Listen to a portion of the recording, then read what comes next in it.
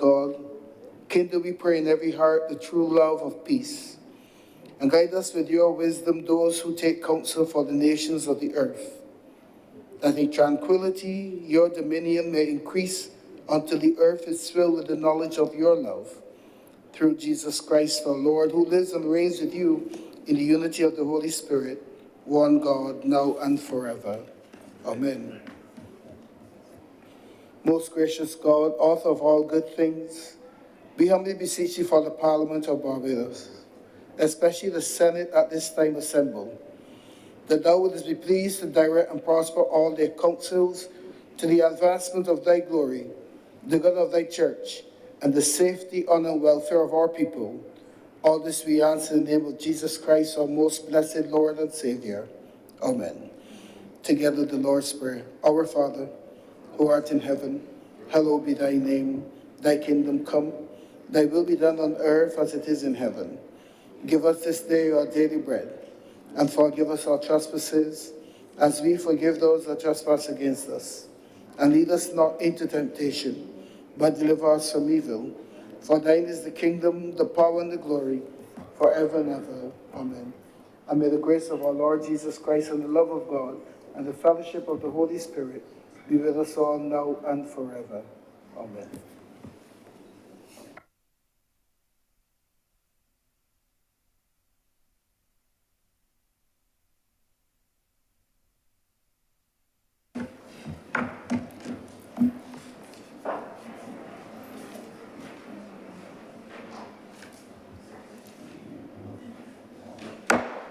The Senate is in session.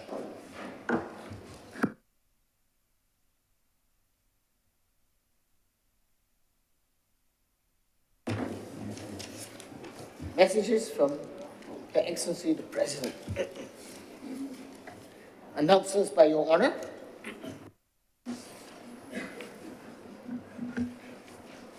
Minutes of our meeting held on Wednesday, May 10th, 2023, to be deferred. Senator Cummins. Thank you very much, Mr. President. I beg to move that the aforementioned minutes be deferred.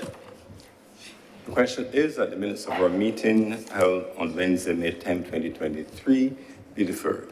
Honorable senators in favor, please say aye. Aye. Those against, please say no. At least the ayes have it. Those minutes are therefore deferred. Further announcements, I have apologies for absence from Senator Malou, Senator Dr. Monroe Knight, and Senator Tate. An indication of lateness from Her Honor Senator Thompson and Senator Kellen Dr. Rogers.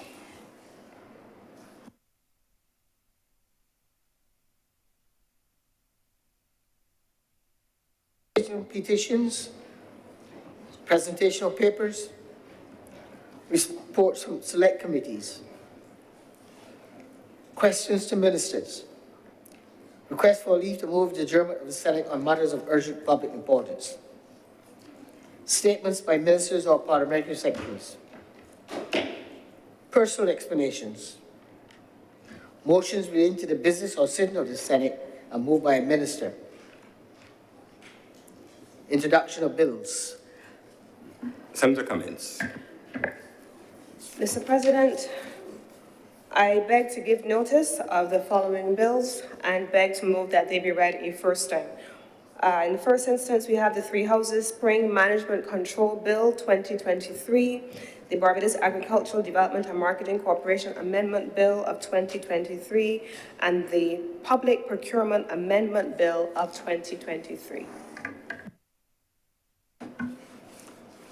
The question is that the Three Houses Spring Management and Control Bill 2023 and the Barbados Agricultural Development and Marketing Corporation Amendment Bill 2023 be read the first time. All the senators in favor, please say aye. Those against, please say no.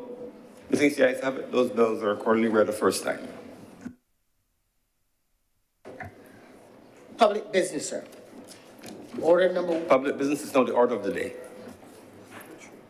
Sir.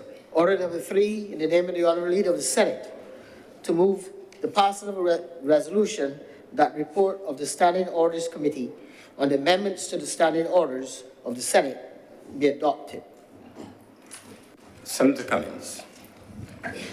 Mr. President, I believe that the honorable members are aware of the proposal for the amendment of the standing orders to allow for the establishment of 3 joint select committees. I therefore beg to move that the report of the Standing Orders Committee on these amendments to the standing orders of the Senate be adopted.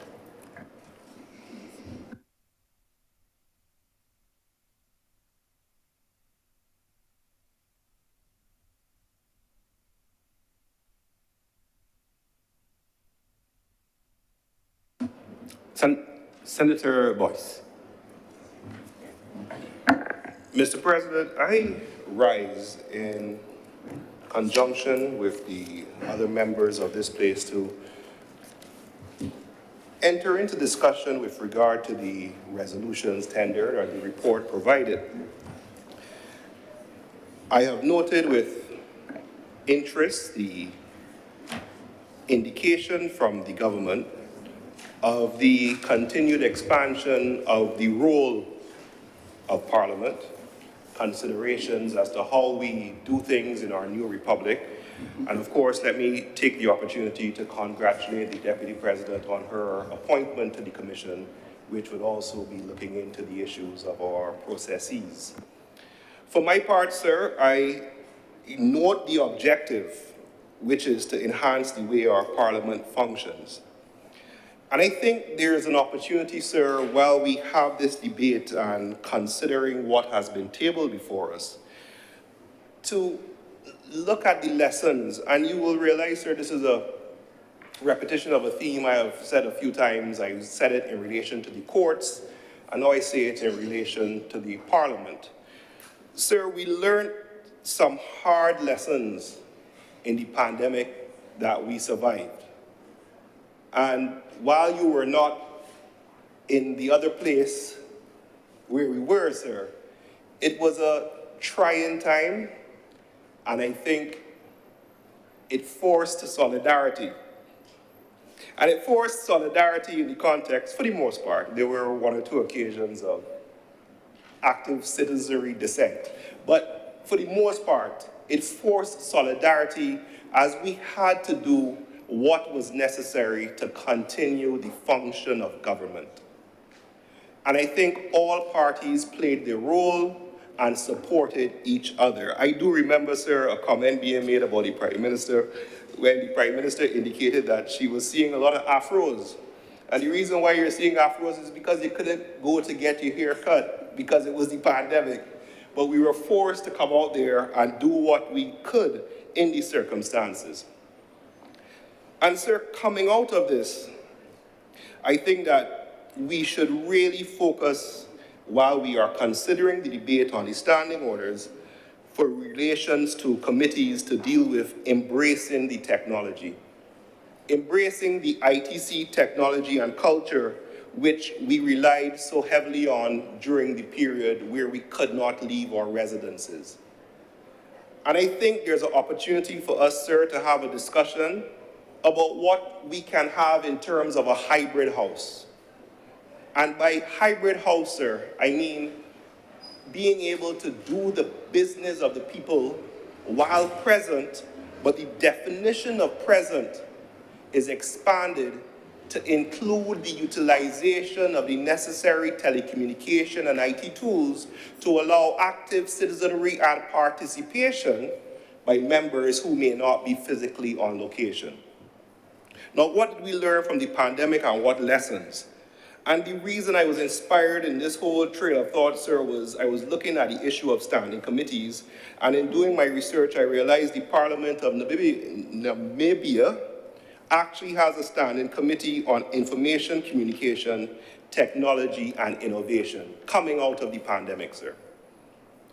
And in doing this research and consideration, sir, I relied heavily on a report coming out of the Canadian Parliament, who had to consider the issue of how much utilization of information technology should be utilized by their Parliament and the question of the standing orders.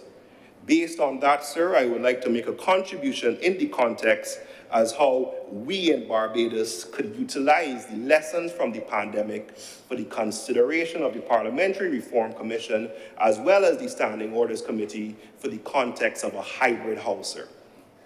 And when I say hybrid house, sir, I'm not just speaking of throwing on a Zoom link and someone making their contribution. I'm talking about an opportunity to embrace the technology and the lessons that we have learned and to allow us to further this new republic with regard to how we do things. There is opportunity to be gained from the hard lessons that we learned, and hopefully, sir, this is something which will be tabled for the relevant persons to consider with regard to our operation. Now, sir, in a report tabled, The Future of Hybrid Proceedings in the House of Commons is January 2023, the Canadian Parliament considered this issue. They heard contributions from the UK Parliament, which you will know the differential, sir. The UK Parliament, the Scottish Parliament, because the fellows, the Welsh Parliament, and of course the Inter-Parliamentary Union, which apparently is quite sophisticated and running with regard to rounding up all the parliaments and getting information from them, and Barbados is a member. Simply put, sir, why a hybrid house? I believe, sir, that it would lead to increase in participation. This is something which has been stated as a goal of the government, and I believe that every citizen of Barbados can utilize the opportunity. And what do I mean by increased participation?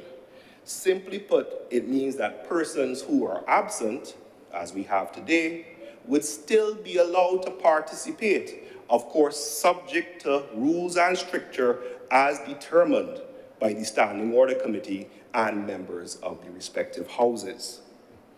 Now, of course, with any idea or with any concern or with any attempt to change, sir, you know how we view change, there are, of course, concerns raised. In other words, would persons abuse this? Sir, I remember the situation, I don't know if we saw it on social media recently, where a parliamentarian, I believe out of the United States, when they called for the vote via Zoom, when it switched to him, he was in his underwear on a couch and said, hey, and they quickly switched off. That's what we talk about, the concerns as to how participants take part in these debates and how do we set what we consider standards. As employers during the pandemic, while we tried to utilize the remote technology, we recognized that some persons were maybe doing a little less while others were doing a little more. I actually recall having to beg a team member when we were doing a group meeting, please turn off the CNN so we can get the work done. Enough about that, sir. So the concerns is, of course, we recognize that if we implement this concept, it will be a question of whether or not it will be subject to abuse.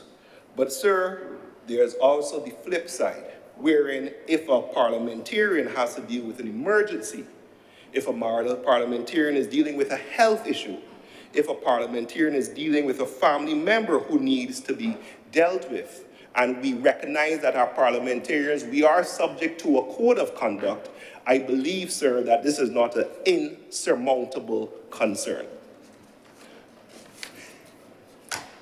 Now, when we get into the concept of debate, sir, technology, and how we use it, there are some who say that we will lose the spontaneous, the substantive cut and thrust, the asides, which we hear occasionally from certain members. I wouldn't call any names. Some are more active than none.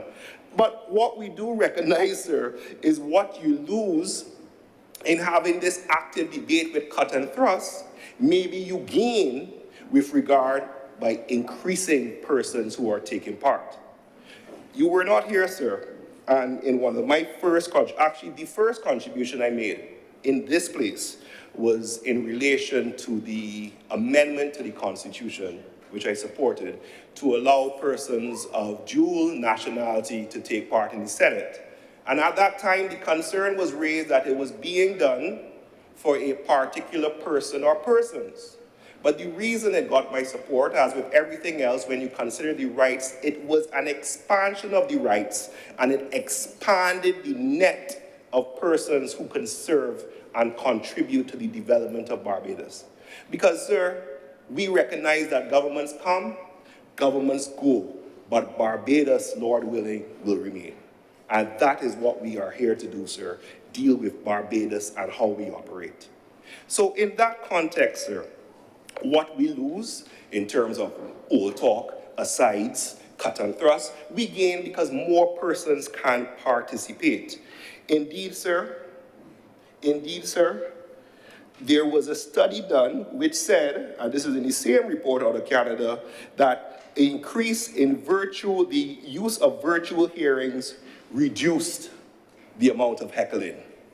Imagine that, sir. Imagine that. Now, it also presents, sir, the concept of a hybrid house, an opportunity for us to embrace the future as we encourage this active citizenry, and as the data show, hybrid and virtual participation encourages those who would not normally want to take part to do so. In other words, sir, if someone has obligations which take them out of the realm of being able to be here. Now, I understand the argument, you better be here, you ought to be here.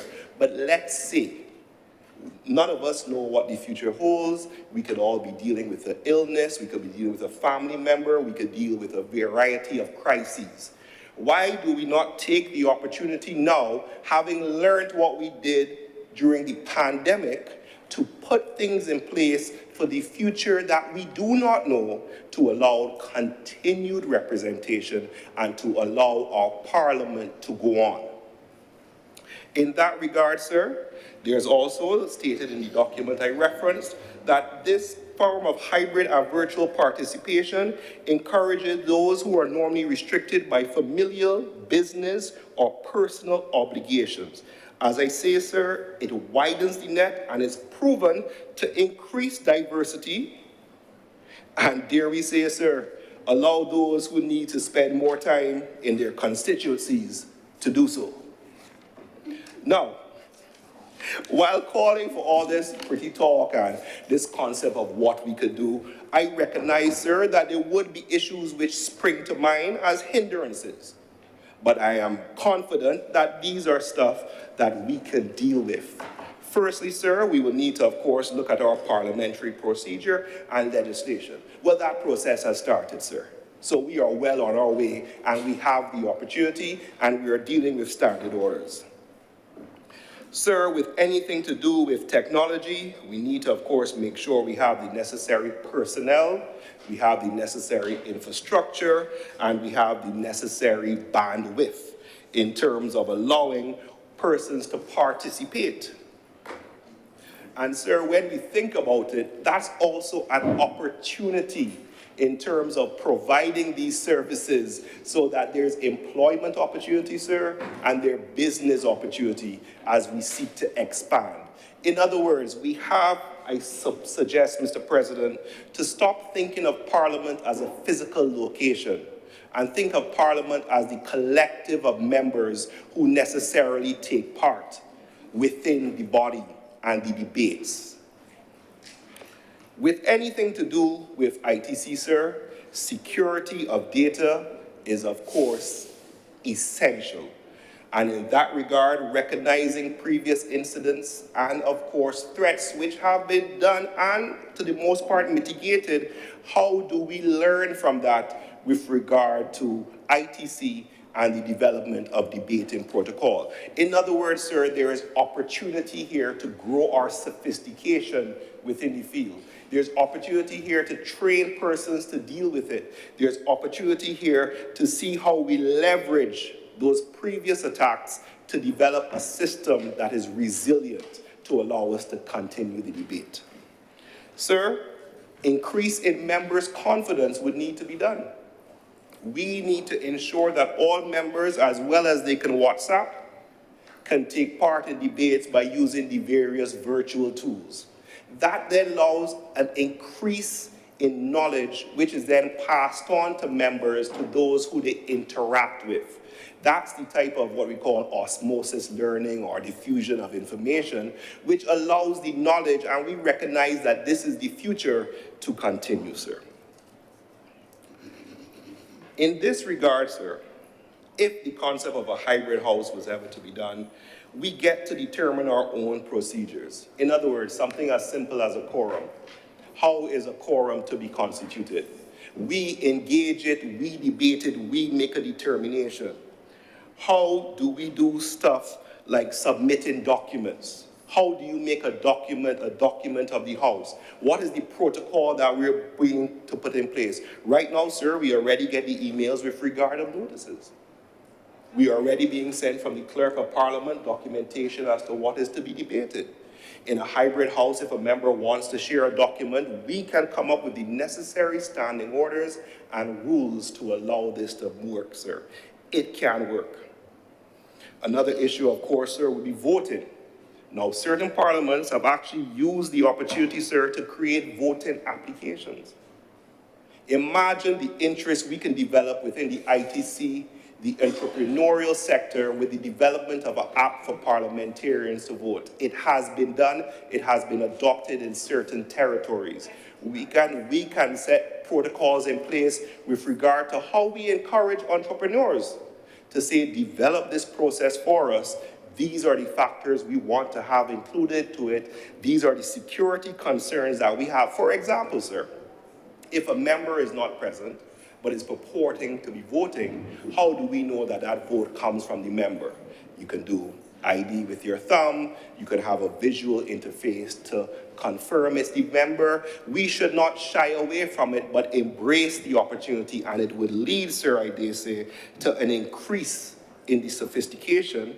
And also, we get to show off our integrity with regard to the process that we develop and set the parameters for. Now, sir, as with everything, it can't benefit all. In other words, we can't have the president participating in this debate virtually. They have tried it in other jurisdictions and they recognize it leads to some restriction. That's right, Mr. President, you might get too comfortable and doze off. But the point is simply this. The point is simply this, sir. With all these factors, with all these issues, with all these obstacles, which are not insurmountable, I want to reiterate, as we seek to leave the pandemic behind us and return to normal, I've said it before, employers say that work from home thing done, come back out. I understand why. I understand why. However, let us not lose the hard lessons that we have learned in the pandemic in our quest for normalcy. Sir, I traveled recently for the first time since the pandemic started, and I was so impressed with how smoothly the airport is operated with regard to the utilization of the kiosks.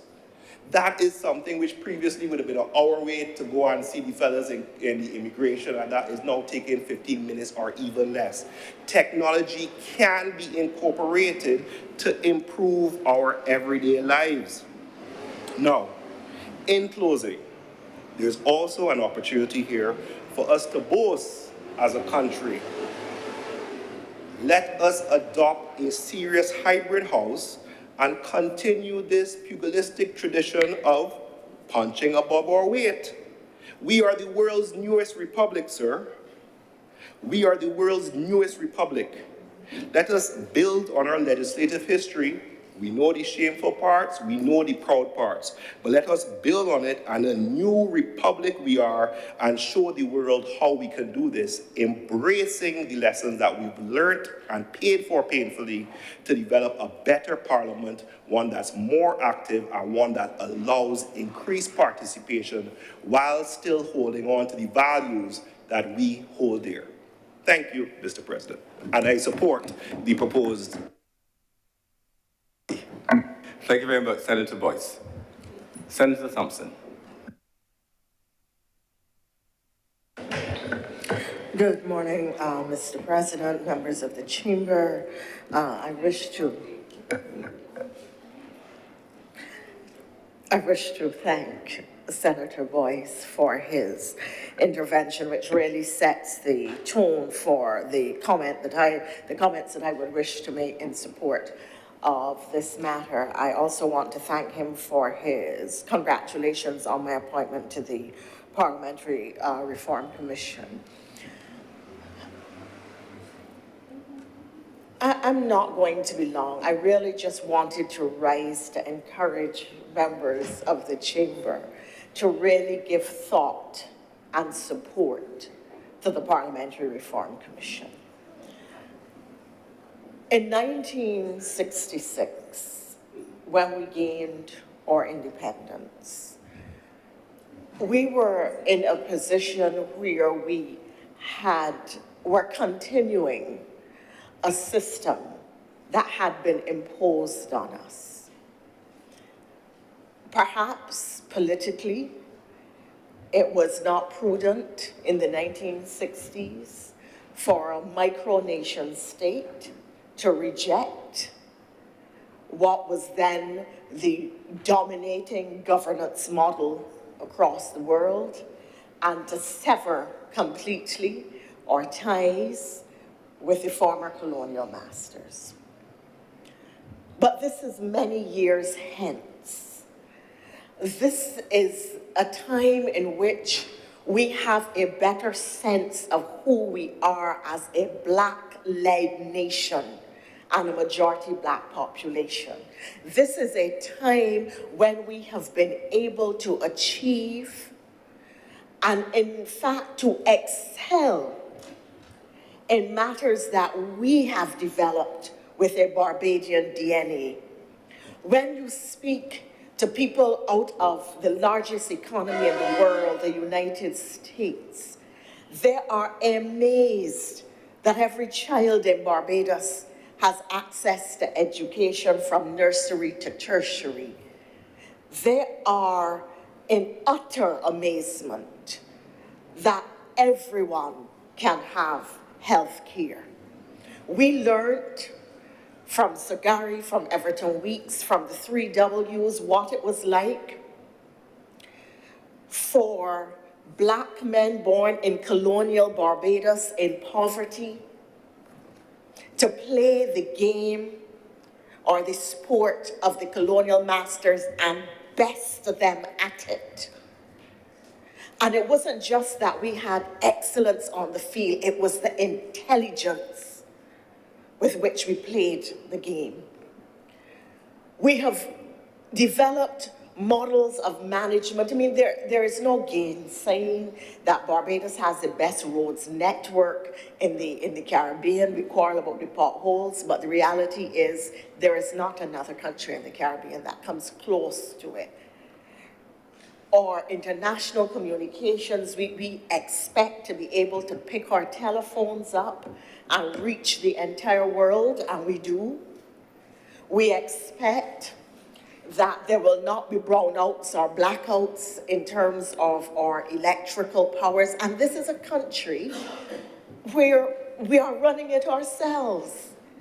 So that now we are being asked to bring our mind to the issue of our own governance, of developing models in our likeness and image, of taking cognizance of the historical realities while asking ourselves as a nation state, what models of government do we think we can best develop for ourselves that reflects who we are, that are aspirational for all our people, that work better in the context of a micronation state.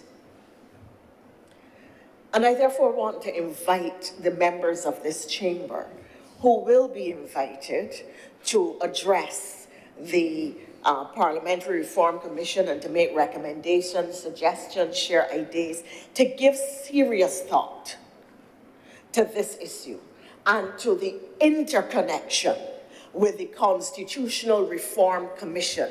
Because for the first time in our history, in a parliament that is the 3rd oldest in the Commonwealth, we will have an opportunity as legislators to say what we truly want our governance model to look like and what we want it to look like as a new republic and as a country that has proven that even with slim natural resources, we can make this country work. Not perfect.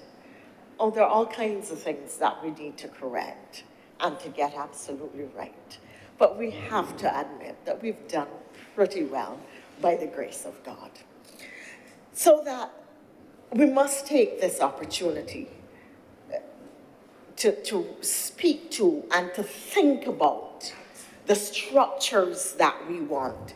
And I was really grateful that Senator Boyce spoke on this matter and spoke in the way that he did, because it addressed one of the options that we have to consider, and that is how we embrace the technology to create a more relevant, inclusive, engaging, and engaged legislature. But there are many other questions which the Parliamentary Reform Commission invite us to consider. Should we have a bicameral or unicameral legislature? Should the members of the Senate, if it will continue to exist, and in what format, be elected or non-elected, selected? Should it be a hybrid chamber where there are some elected persons and some selected persons? What is the optimal composition of the House and the Senate? What interests should the Senate chamber reflect? How do we make it also the mouthpiece, or how do we ensure that it is the mouthpiece not of select groups, but of the wide cross-section of Barbadians, so that their views find resonance, find place first and residence in the national polity and in national discourse? What should be the structure of the Parliament? How many constituencies should we have in the country? Do we have too many? Do we have enough? Considering the population growth and the urban sprawl and urban development, how do we rejig, or should we rejig, constituency boundaries to reflect the growth in our constituencies? Rural Barbados is shrinking, perhaps, in terms of the number of people who are living in it. But you have the St. Philip constituencies becoming some of the largest constituencies in the country, once thought to be rural Barbados. You have St. James South, which I believe is still the largest or the second largest constituency in the country, Central Barbados. I remember, sir, when the Scouts Jamboree was held back there, perhaps in the early 1970s. You helped cut bush? Well, sir, I walked on the grass that you cut. And all of that, which became Wanstead, Husbands, Oxnards, that large urban and middle-class sprawl in the center of St. James South, quite literally, was just bush. And thousands of scouts from all over the world came to Barbados and used that area for their base and their camp. Some of the young people in here so would not know of what we speak. They're looking a little puzzled, like, wait, you mean what happened to the houses of Wanstead? Where of us? They were not there. They did not exist. I'm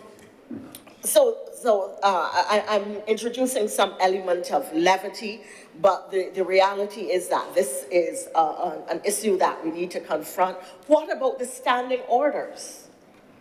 Are they still really applicable and suitable? And are those the standing orders which 20, 50 years from now we want this Parliament to operate by? Can we use something in our historical or more recent experience, or in terms of models that have been developed elsewhere, to have standing orders that are more effective? In that regard, sir, in fact, we really should ask the question, because there are now many different governance models, not only in the Commonwealth, but outside of the Commonwealth.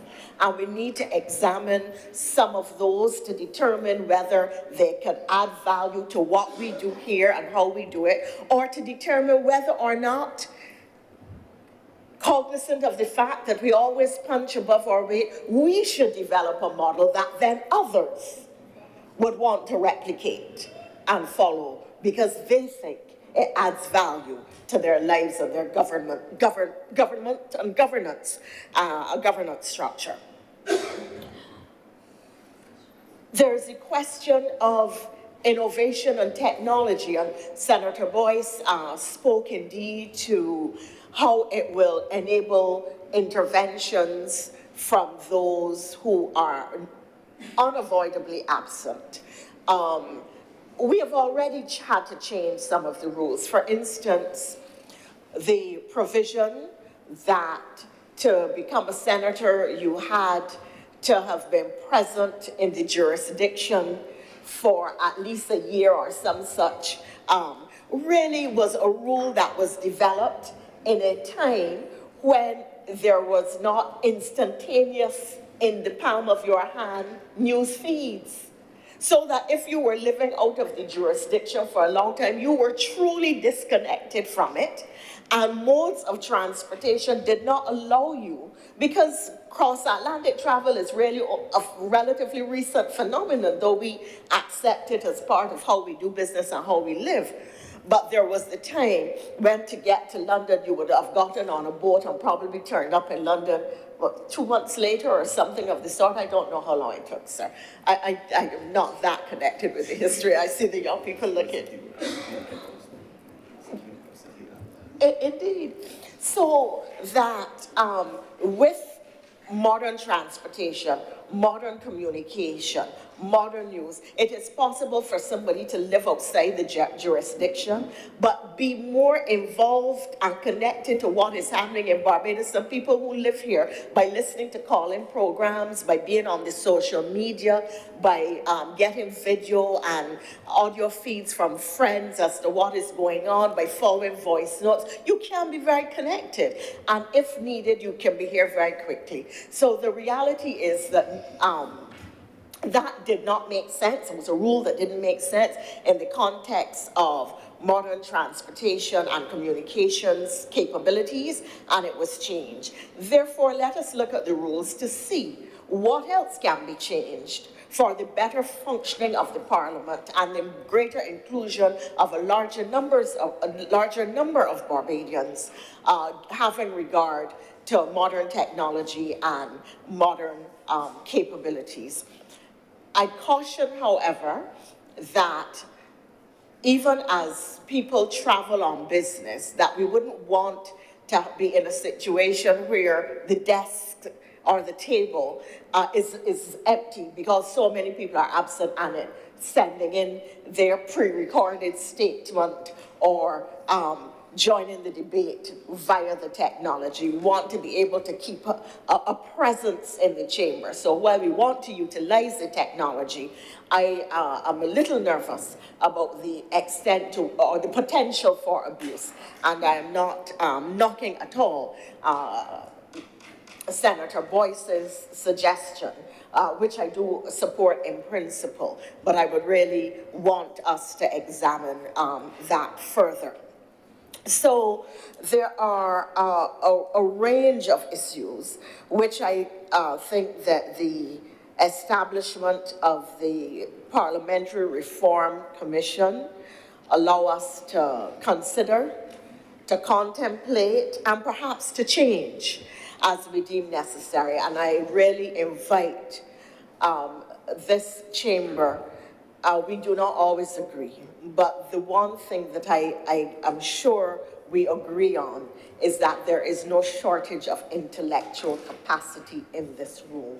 We are people who are educated in this country and often reflect in our arguments in the style in which we present the best of Barbadian education and an understanding of our social cultural realities.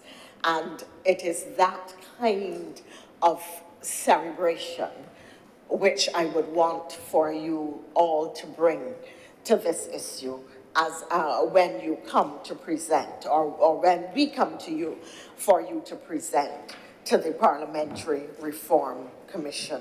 It is a significant opportunity and time in our history It is also a time in which small island developing states such as our own are struggling for recognition and equity and presence and place on the international stage, where we have to keep fighting day after day because the geopolitical issues with which we struggle, from climate change to security to issues like COVID and the broad-reaching implications for health, society, and economy that we perhaps had not even contemplated when we first heard of the disease.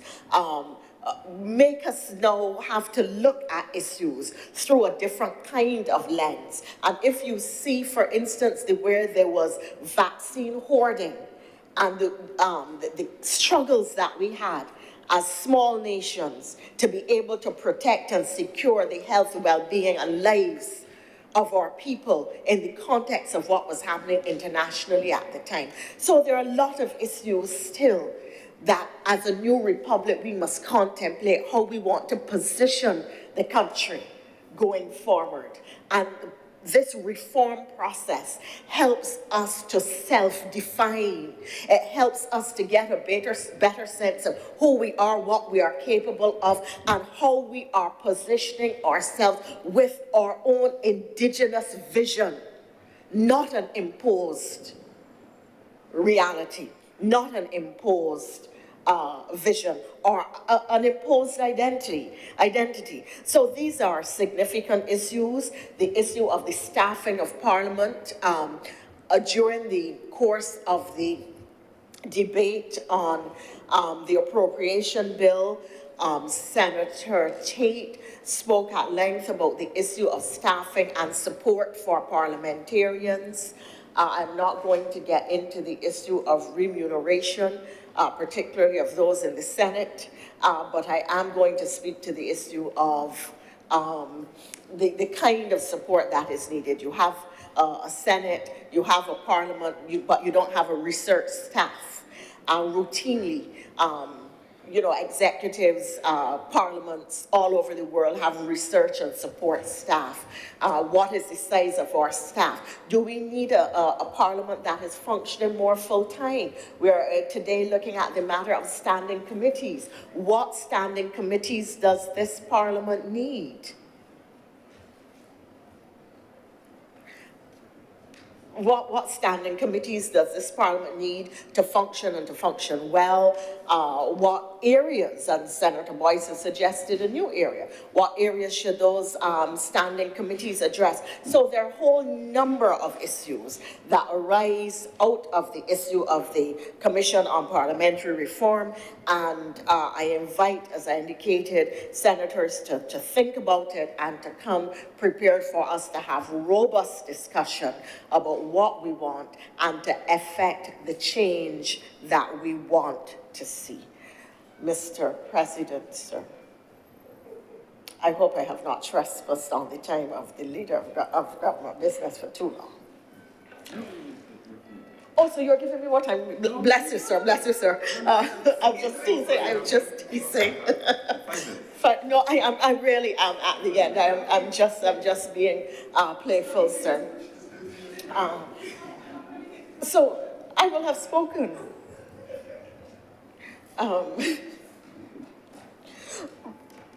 People are saying, sir, in my 5 remaining minutes, that there are too many reform processes that are ongoing, but they are necessary, they are interconnected, and they are timely. Because coming out of COVID, there is a pre-COVID world, there is a post-COVID world, there is the pre-COVID labor market, there is the post-COVID labor market, there is the pre-COVID society, there is the post-COVID society. And I say that because COVID really has changed the way we interface. Grandmothers are now meeting their grandchildren via Zoom and other social media platforms. That was unthinkable pre-COVID. Now it is routine. My mother at 97 had a birthday party via Zoom. So And she was so excited that people from all over the world were attending her birthday party who could not physically come at the time because of COVID and so on. So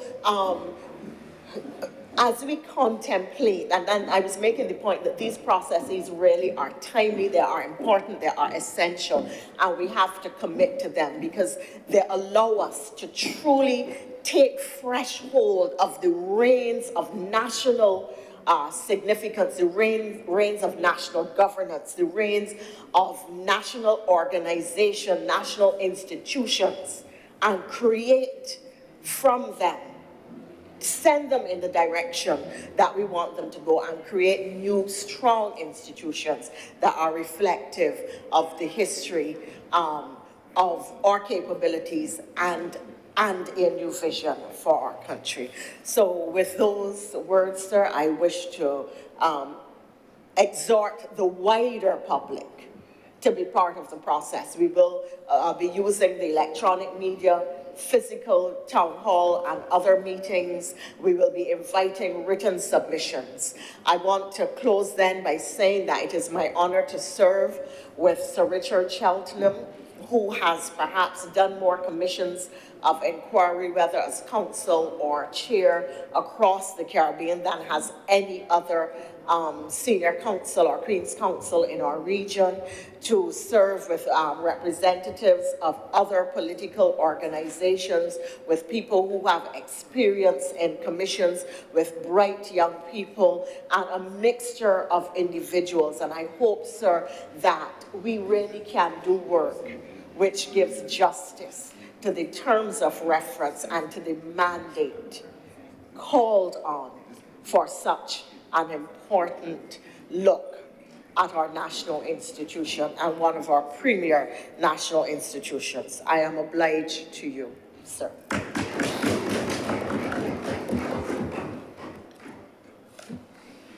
Senator Cummins.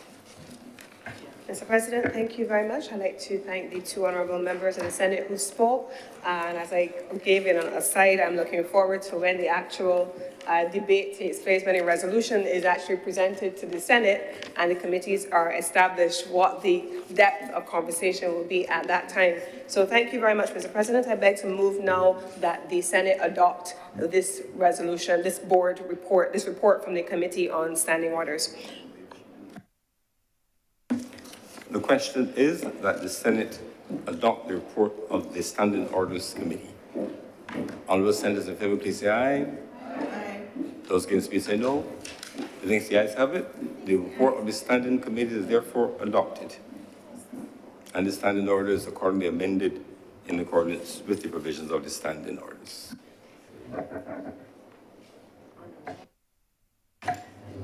Order number 1, sir. In the name of the Honourable Leader of the Senate, to move the passing of a resolution to approve in accordance with Section 5 of the Crown Lands Vesting and Disposal Act, Chapter 225, the vesting in the Barbados Agricultural Development and Marketing Corporation of a parcel of land, the property of the state, situate at Black Rock in the parish of St. Michael for community agricultural purposes. Senator Cummins. Thank you very much, Mr. President. This is a simple but not quite so simple resolution. Simple in the sense that it is simply the matter of vesting a piece of land, parcels of land in the Barbados Agricultural Development and Marketing Corporation, an entity, BADMC, known to all. It is earmarked for agricultural development, and it was on lands previously assigned to the psychiatric hospital, which we are familiar with in the area. That is the simple part of it, Mr. President. Perhaps the not so simple part of it is what it is intended for. And the reason why I want to spend just a few moments this morning, Mr. President, speaking about the not so simple assignment that has been given to the BADMC with the acquisition of this land, the vesting of this land, Mr. President, is really because you typically do not see in Barbados, in urban, densely populated communities, agricultural development. That's not typically your first thought. When you think of agricultural development, when you think of community backyard projects, you typically think of rural areas and what happens in rural communities. Mr. President, why is this important in the context of a global community that is treating to a range of issues? Food insecurity, increasing global prices associated with food, and the resulting impact on those who are existing at the bottom of the income gap. Those who have the lowest level of income, Mr. President, are most adversely affected by food insecurity and by increasing food prices. But that becomes even more complicated, Mr. President, when you understand that when you start to deal with these issues in those communities that are at the bottom of the income gap, it becomes even more complicated to ensure that they have access to healthy food. It is easy when you have limited income to buy something that is quick and filling. But sometimes, Mr. President, and I know that one of my honorable members who just caught my eye, and she probably should have kept her head down in that moment, has had an extensive conversation with the nation over several years about things like macaroni pie and sauce and those kinds of things. But in a very unfortunate conversation, I'm being told, especially when she started to attack bread pudding with rum sauce most recently. But I know. But Mr. President, I think one of the things that this administration has sought to do, and I want to commend the minister with responsibility for agriculture, for the extensive work which has gone into that ministry, whether we're talking about the feed program, whether we're talking about the community empowerment programs, whether we're talking about the launch of work on the medicinal cannabis as well, also represented in this honorable chamber. We have seen a considerable body of work coming out of the Ministry of Agriculture on the ground. The Lears Land Lease Project is there, Mr. President. But now we have something taking place that is slightly different. It brings community agricultural projects into urban areas. And when we start to talk about urban areas, we then have to expand the conversation into looking at what a government is doing to ensure that urban areas are enfranchised in the same way that rural areas are, or perhaps areas that are typically populated by those who are at the higher end or the middle ends of the income gap. Mr. President, this is a government. When we talk about the broader issue of urban development, this is the government that a few years ago we took a beating. We took a beating because we made a determination that opposite Fairchild Street bus terminal, we were going to restore that area and regard our cultural patrimony as a part of our own development trajectory. But we also made a determination in the middle of the city that people needed to have access to park spaces which were livable. And that then found itself with a visible manifestation that is Golden Square Freedom Park. We see Golden Square Freedom Park in the middle of urban Bridgetown, connected to communities that potentially would not normally attract such tourism-related activity or culture-related activity, but it has very much been a part of the urban regeneration of the Bridgetown area, Mr. President. We have had national events taking place in Golden Square. We have had cultural events. We even have some churches conducting services in many instances in Golden Square. But when we think of Golden Square, we no longer think of dilapidation, problematic smells as you walk past the area, lack of identity because you have buildings which are crumbling, but you see urban rejuvenation taking place in that space. We have also in the middle of Bridgetown, you've heard, I certainly have heard for as long as I can remember about the rehabilitation of the Bridgetown area. And so you have quite a bit of work that we expect to see happening in the Bridgetown area and therefore benefiting the surrounding areas. But here, we have now in the Black Rock area, a community surrounded by Deacon's Farm, Ferniehurst, Rosemont, all of the Black Rock communities where dense populations live. And in many instances, there is a need for us to create a thinning of that density, but greater access to opportunities. And that is where a project like this comes in, Mr. President. A project that ensures that persons, I mean, we talk about community agriculture, we talk about what people in communities are able to do with limited land space. We begin to talk about things like the half cans, which many of us have in our backyards, where you're able to grow your fruit, well, your vegetables in particular, and so on. Mr. President, I live in a rural community. I am from St. George, born and bred, and I went to school, at least up to primary school in St. George. My family, especially on my father's side, is from St. George. And my father lived his whole life in St. George. My father's family lives in St. George. I recently, when I was looking to move out of the city, we're in St. Michael, where my mom lives, I made the decision that I only wanted to live back in St. George, where I was from, and that is where I now live. Mr. President, my mother, who lives with me as well, just yesterday or day before, I wanted to, my neighbor gave my mother a plantain suckling. And my mother planted it in the garden. And she got the first harvest from her plantain tree 2 days ago. I don't even know if you call it a tree, what you call it, but those who are into agriculture and who can grow things and not like me, who could kill a cactus, would know better. But my mother got her first harvest of plantains. I am at perpetual war every evening, if I am home at that time, with the monkeys for going up in my golden apple tree or my mango tree. Every evening. I don't have a problem with them getting some, but I don't want them to get all. Leave some for me. Imagine I am having this negotiation with the monkeys, and they sit down and they listen, you know. They sit down and they listen to you. But what is important, Mr. President, is that my neighbor has a breadfruit tree. I don't have one.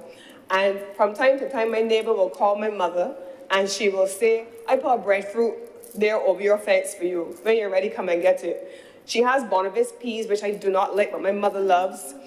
And she comes and she says, I put some Bonavis peas over the fence for you. My mother, whatever we have in our garden, my mother will put over the fence for her and for our other neighbor. And we share in that community. But you know what, Mr. President, is important to me, and what I have also been conscious of? There are people who are poor who we support at times in the community. So there are people who have been unemployed or are underemployed, and sometimes you support them getting their children into school, helping them with school uniforms, helping them with, especially if you're in primary school, with books. Sometimes you put a little extra in your own supermarket cart to make sure you take it for them, especially if they're elderly. But you know what, Mr. President, in a rural community you have those same people who have very little. They will call you and say, I got pears on my tree. You got pears or you want some? They will call you and they say, we picking breadfruits. You want some? Or they'll call you and say, we just got chives in the garden and we cutting some. I sending some for you. Rural communities, even oftentimes where they don't have a lot, but they have land, they share what they get from their land and what they grow in their communities. Urban communities, with the absence of land in many instances provided for home projects, and in many instances, large trees which will grow the breadfruits and stuff like that, don't always have those same opportunities. So the provision of land in communities like this one in Black Rock, where people have the opportunity for community agricultural projects so that they can not only grow healthy food and consume healthy food, because I'm going to connect this back into the school's nutrition policy in a minute, when they can grow and eat healthy food, but also connect it to the things which my own ministry is concerned about: entrepreneurship, small business development, and the growth of those businesses to serve more than their communities, but to be in a position to become scalable to serve their country, Mr. President. But here is what is also important tonight, and you know, sometimes when we start to deal with these things, we mustn't see them as abstract things that come from somewhere else. They must also connect to who we are as people. I remember, Mr. President, as I watched this country have a discussion around the merits and the demerits of this national nutrition policy for schools, and whether it is beneficial and who it is hurting in some instances as it is rolled out and people change their behaviors. At the core of this, Mr. President, is what happens in our households and what we are socialized into eating. I remember, Mr. President, when my own daughter, she's 23 years old now, but when she was about 3 years old, and she was at school in the United States. The school that she went to did not allow you to bring, she's 23, right? I said she's 23. She was 3 then, so this isn't just a new policy that was being implemented, something yesterday for her. This was something that we were navigating when we lived in the US and she was 3 years old. The school did not allow soft drinks. It did not allow anything that had sugar in it. It did not allow white flour. If you had a birthday and you wanted to bring a cake to school for the children to celebrate, you could not bring cakes with icing or buttercream or anything like that. They were very, very clear on what was allowed in the school. Water. Your children had to go to school with water bottles. She was 3, she's 23, so this is a long time ago. She had to go to school with water. If there was a birthday party or something, you could take something like unsweetened banana bread because they considered that the banana was enough of a sweetener and you didn't need to have added sugar. You would then have all kinds of things that were or were not allowed, and if you took something to school that was not allowed, it would come back home. It was not allowed. And that was at 3 years old. When we moved back to Barbados, she was 6 years old and went into private primary school here. And I remember being horrified watching children come to school every day because I had not been socialized in my school experience up until that time to see it happening with children. And her palate had never been adjusted to it. So every day people would stop at the nearest bread shop and they would come to school with jam puffs and turnovers and all the heavy breads and heavy sugars in their lunchbox. And so they were socialized from that early age into eating the things that my daughter at 3 in the United States was socialized into not eating. So this is about mindset, Mr. President. It is about socialization, what we have been socialized into doing and consuming, and as a result, having a taste for. But at the same time, Mr. President, let us not function from a position of privilege. Healthy foods are oftentimes more expensive than unhealthy foods. I remember also being personal about it, Mr. President. I remember when I was required to change my own diet. I don't eat white rice. I can't eat white rice. I don't eat pasta. I can't eat white flour. I don't consume it. But if I want to buy brown rice, it is more expensive. When we did the price compact, Mr. President, earlier this year, one of the findings of the Ministry of Commerce was that the prices of vegetables were higher than anything else within the compact. The prices on healthy food, it is a reality, will always be more expensive than a ramen, which is pasta, you add hot water, you have a little seasoning, high sodium content, but it is filling. And we have to be able to now integrate community agriculture products, tax zero, or rather net tax zero. I guess what I want to be able to frame it out as looking at the tariff structure around healthy foods to ensure that you transfer the tariffs on healthy foods into unhealthy foods, making healthier foods more affordable for people and therefore lessening the cost to the healthcare system as a result of non-communicable diseases and also recurring issues that can be resolved in terms of obesity, in particular childhood obesity. Those are some of the things that we have to be able to navigate. And it is on that basis, Mr. President, that in my own ministry a few weeks ago, specifically with the Barbados National Standards Institution, we had what I consider to be an excellent meeting with the Healthy Caribbean Coalition.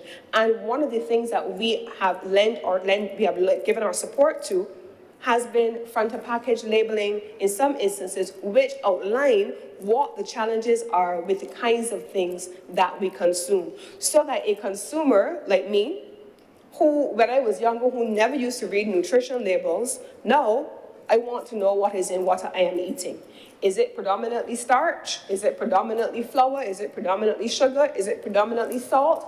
What is in it? Because I want to be able to choose what I put into my system. And I think that in a project like this, Mr. President, which I am hoping through the Ministry of Agriculture, that we're able to tie the integrated themes of urban regeneration, lifestyle change and transformation, community empowerment and enfranchisement, in particular those at the bottom of the income level, and result, therefore, Mr. President, in systemic socio-economic transformation, which allows for the enfranchisement of these communities. Now, in the United States, there is a raging conversation around what they describe, even in the nomenclature, there is no consensus. There's a raging debate in the United States around what they describe as food deserts.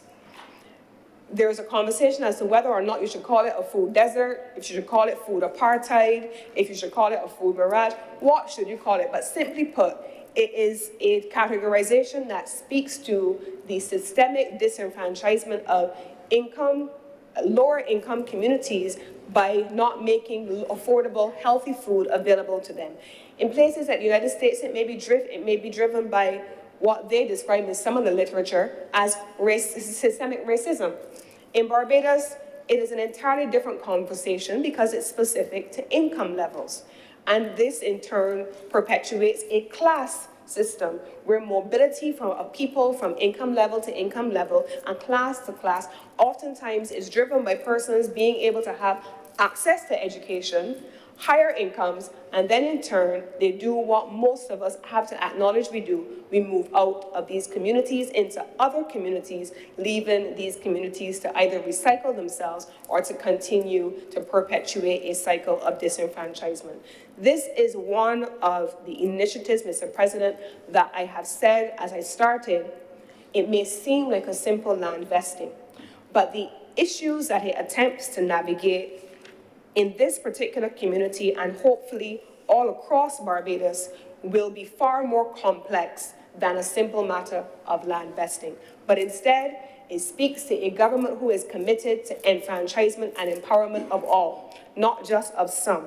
It speaks to a government who is committed to ensuring that we can lower the cost of health care and to keep our people safe and healthy for longer, Mr. President. It speaks to a government that is committed to ensuring that there are pathways to resilient agriculture evolving, not just in rural spaces, but also in urban spaces. And then finally, Mr. President, it speaks also to a government who is committed to treating to the issues of post-pandemic recovery.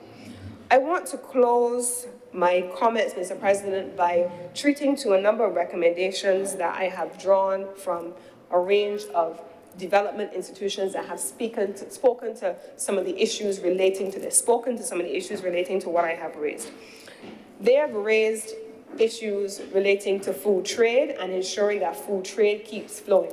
Now, on an earlier measure, my colleague, Deputy President of the Senate, spoke about what happened in the COVID-19 pandemic, where there was vaccine hoarding, vaccine apartheid.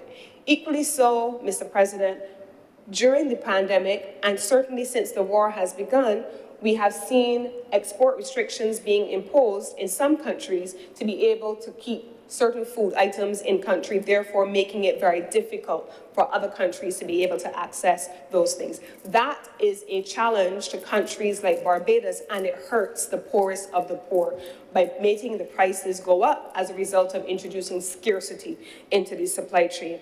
And so there must be an end to export restrictions on food items. Secondly, Mr. President, and this is what this measure is about, ultimately, jump-starting agricultural production. Now, in the Ministry of Agriculture, you have heard certainly I have heard Prime Minister speaking on more than one occasion, and you have heard the Minister with responsibility for agriculture also speaking on more than one occasion about increasing the production of 6-wheat crops so that Barbados is able to produce 6-wheat crops, limit its food import bill by ensuring that these items are produced locally, providing an income for farmers, allowing farmers to be able to grow their businesses and to be able to feed their families and to support their communities, but also to ensure that where there are shortages of these items globally, that Barbados is also able to produce them locally. There are also measures to propose or to connect the agriculture sector to the wider productive sector, including in tourism. I can see, Mr. President, based on what we have seen evolving in the agricultural sector, where once upon a time you only used to have open field agriculture. You only used to have large tracts of land, and then from those economists in here will talk about the basic factors of production. There was always a historical notion that for agriculture, one of the basic factors of production which Barbados lacked was land.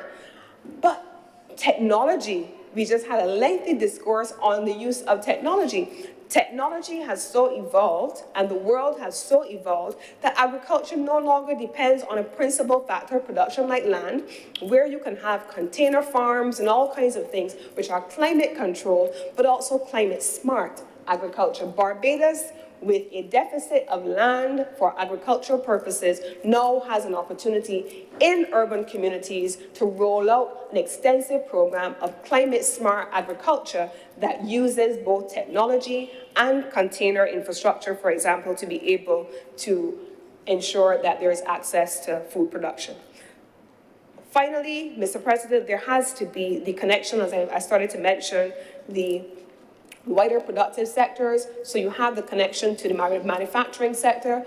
While we have produced, in the first instance, in some instances, you have small-scale producers, medium-scale producers, large-scale producers, where they go into an aggregated facility for the purpose of agri-processing and then value-added manufacturing.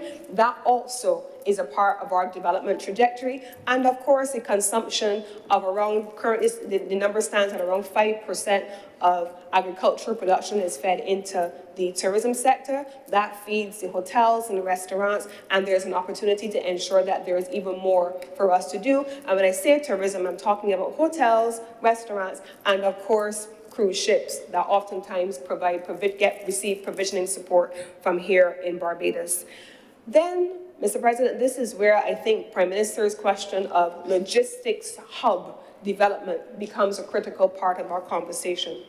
Mr. President, can you see a Barbados where small community farms, medium farm-sized farmers, large-scale farmers, whether open field or in technology-driven type agricultural production, are able in an aggregated facility to be able to produce larger volumes than we had before, have value added, Mr. President, and then build a local supply and value chain that then translates into an export trade with regional partners and international partners. And if we were to speak to the regional partners then we already know that the President of Guyana and the Prime Minister of Barbados have committed to partnering in the areas of agriculture, and that there has been a component of community agriculture built into many of the programs between Barbados and Jamaica and Guyana to allow for communities, youth, and even the disabled to participate in some of those instances where you have farming on the one hand with products and goods, but also with black belly sheep. That is one of the things that is earmarked. So, Mr. President, this is an important resolution, and I would want to be able to see more of this evolve all across Barbados, and with it, the conversation among our people about enfranchisement, empowerment, and ultimately inclusion going hand in hand with the other transformational policies that the government is rolling out or preparing to roll out, including education sector reform, business sector transformation, export diversification, value and supply chain development, and ultimately the benefits that redound to a nation that has been transformed by coherent individual policies that then collate into overall transformational policy. And with these few words, Mr. President, I beg to move that this resolution do not pass. Senator Dr. Buffett.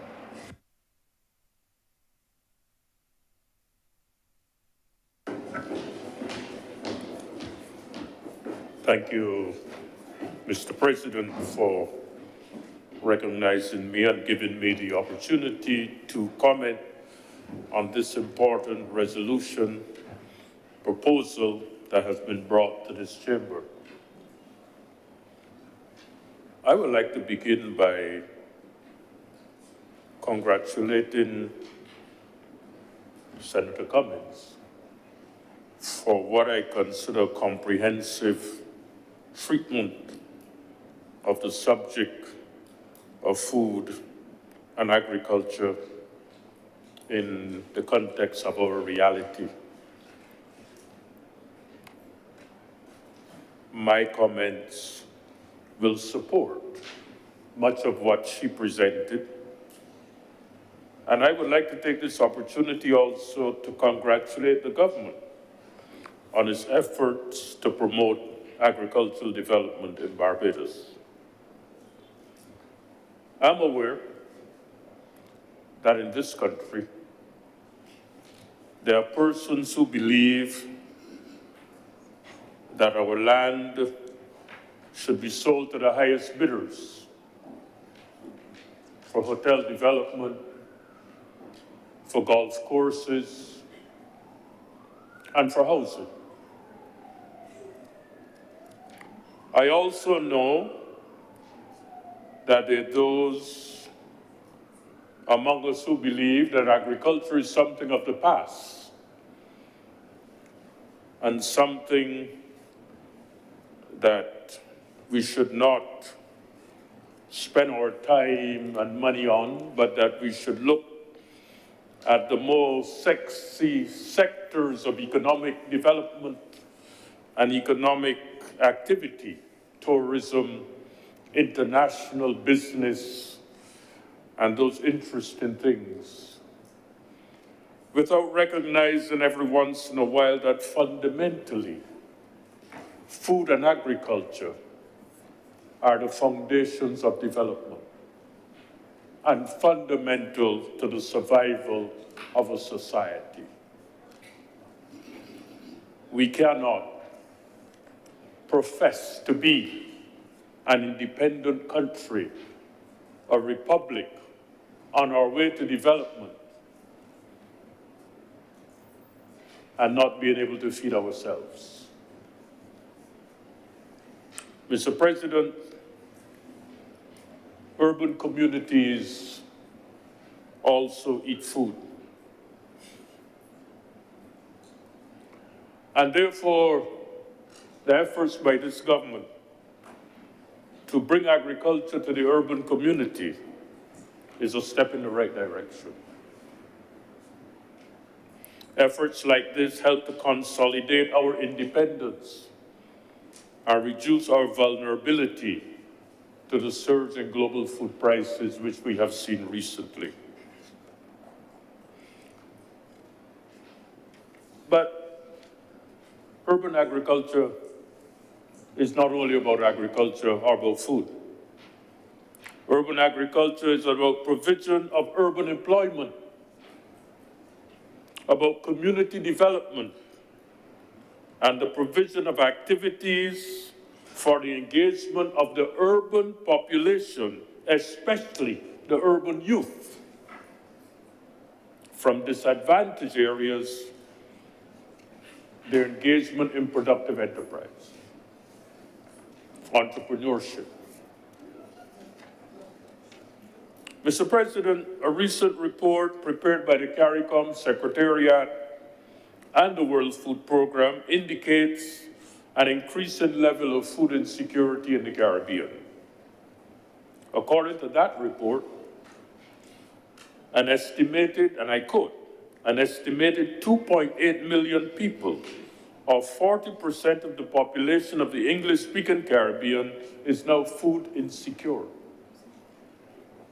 1 million more than in April of the year 2000. Severe food insecurity continues to increase in the region, with the current figure at 72% higher when compared to the year 2020. It is clear to me, therefore, that the government of Barbados is aware of the vulnerability of the Barbados society and economy to high levels of food insecurity, and through its Ministry of Agriculture, Food and Nutritional Security, has initiated important plans and projects to increase food security of the nation. Among the initiatives proposed are plans to increase household food security by enabling householders and homeowners to produce some of their food in home and community garden. And I would like to say that the recent Hope House Building Initiative, where homeowners are going to be given an opportunity to obtain sustainable and renewable energy as part of the proposal, that food security should also be included in that proposal. And each home that is built should be provided appropriate space to have a home garden where they can grow some of their own food. The ministry is implementing a project called Project CARE, which seeks to provide support to individuals, communities, and social entities in every constituency across the island, supporting home gardening. Project CARE is a proposed national response to the global food crisis, which looms as a consequence of the combined economic and logistical factors which have been triggered by the war in Ukraine and, of course, the fallout from the COVID pandemic. The CARE project seeks to promote community spirit among home gardeners, the kind of exchange of produce that Senator Cummings mentioned, of neighbors collaborating with each other in sharing the products of their efforts, strengthening community linkages, promoting cooperation, the sharing of knowledge and information, and encouraging residents to help themselves to improve their food and nutrition security by producing some of their food in home gardens. This will encourage residents to cooperate in the development of community gardens also, and build back the community in ways that we knew communities existed in Barbados in the past. In addition, the Ministry of Education, Technological and Vocational Training recognizes that there's need to promote agriculture and agricultural education in schools. The ministry has embarked on a school's agricultural science and beautification program across several nursery, primary, and secondary schools throughout the island, and each school is being encouraged to identify a dedicated space for students to engage in agricultural science programs wherever practical, and it is hoped that the implementation of these proposed programs will serve to provide students with a greater and deeper understanding of the various concepts of agriculture, but also to provide them with an understanding of where food comes from. Because in our society today, there are a lot of us who still believe that food comes from the refrigerator. And those who don't believe it comes from the refrigerator believe it comes from the supermarket. They forget that food comes from agricultural production on the basis of the effort of farmers producing food for the world. And if you do not produce it here, you're going to be supporting farmers elsewhere because food comes from farms.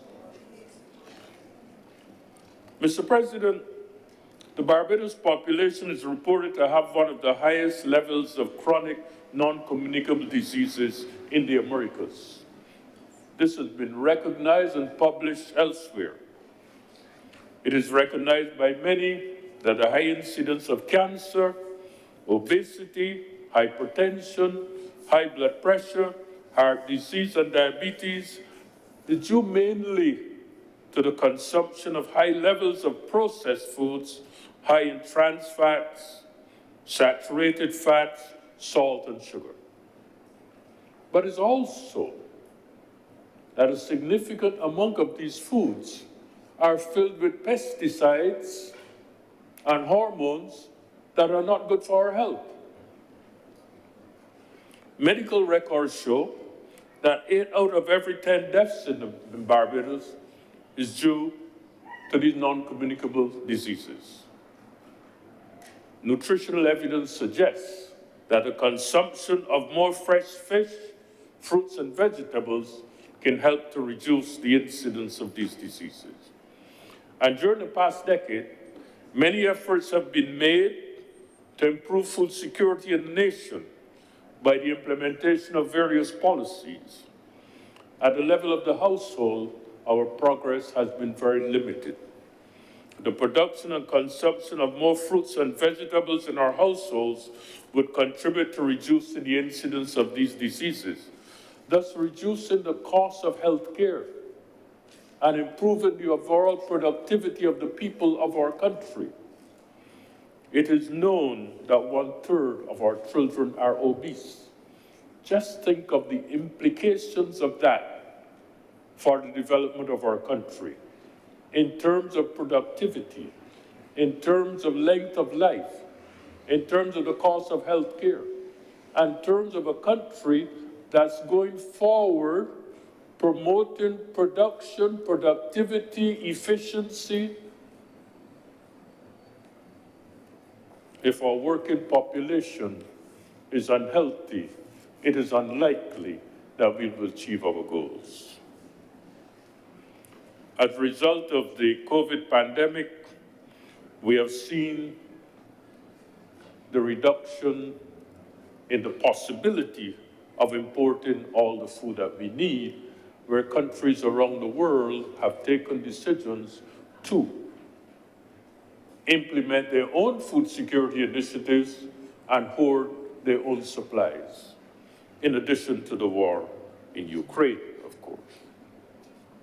But, Mr. President, urban farming and urban gardening is not a new concept. In 1883, citizens of depressed areas in the United States of America used vacant lots in Detroit to grow food. These plots were called Pingree potato patches, after the mayor of Detroit, Hazen Pingree, who introduced the concept. More recently, during the Second World War and after the war, Victory Gardens were promoted in cities across Europe to help reduce the food insecurity and rebuild the cities after the devastation of war. And these gardens resulted in the production of over 3 million pounds of produce, or 44% of the fresh fruits and vegetables that were produced at that time. In 2010, New York City saw the building of the world's largest rooftop garden as a result of municipal programs on the Green Infrastructure Project. And in Singapore, hydroponic and aquaponic rooftop gardens and vertical gardens are now something of a common sight. Mr. President, while Barbados is not at war, in the conventional sense of the word, we are at war. We are fighting the war of non-communicable diseases. Chronic non-communicable diseases is a threat to our development. And unless we take all the steps that are necessary to win this war, we will not achieve the national goals that we seek to achieve. Increasing food insecurity, growing unemployment, increasing the level of crime, and the tsunami of chronic non-communicable diseases demands our attention. And agriculture should be a priority of our country going forward.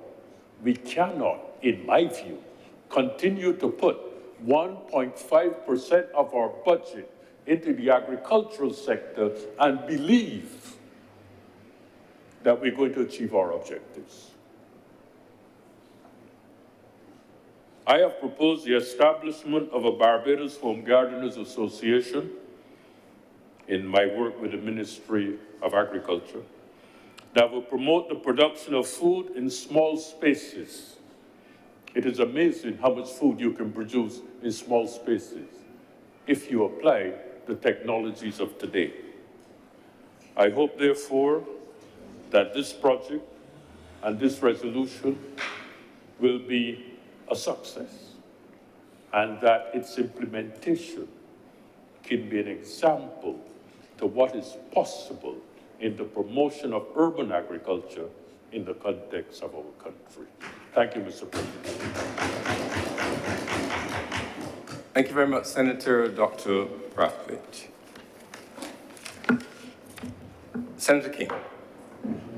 Thank you, Mr. President. It's very difficult to add a lot more to what has already been said, but I do want to first congratulate the government on the initiatives that they've taken as it regards to agriculture from the time it became the government.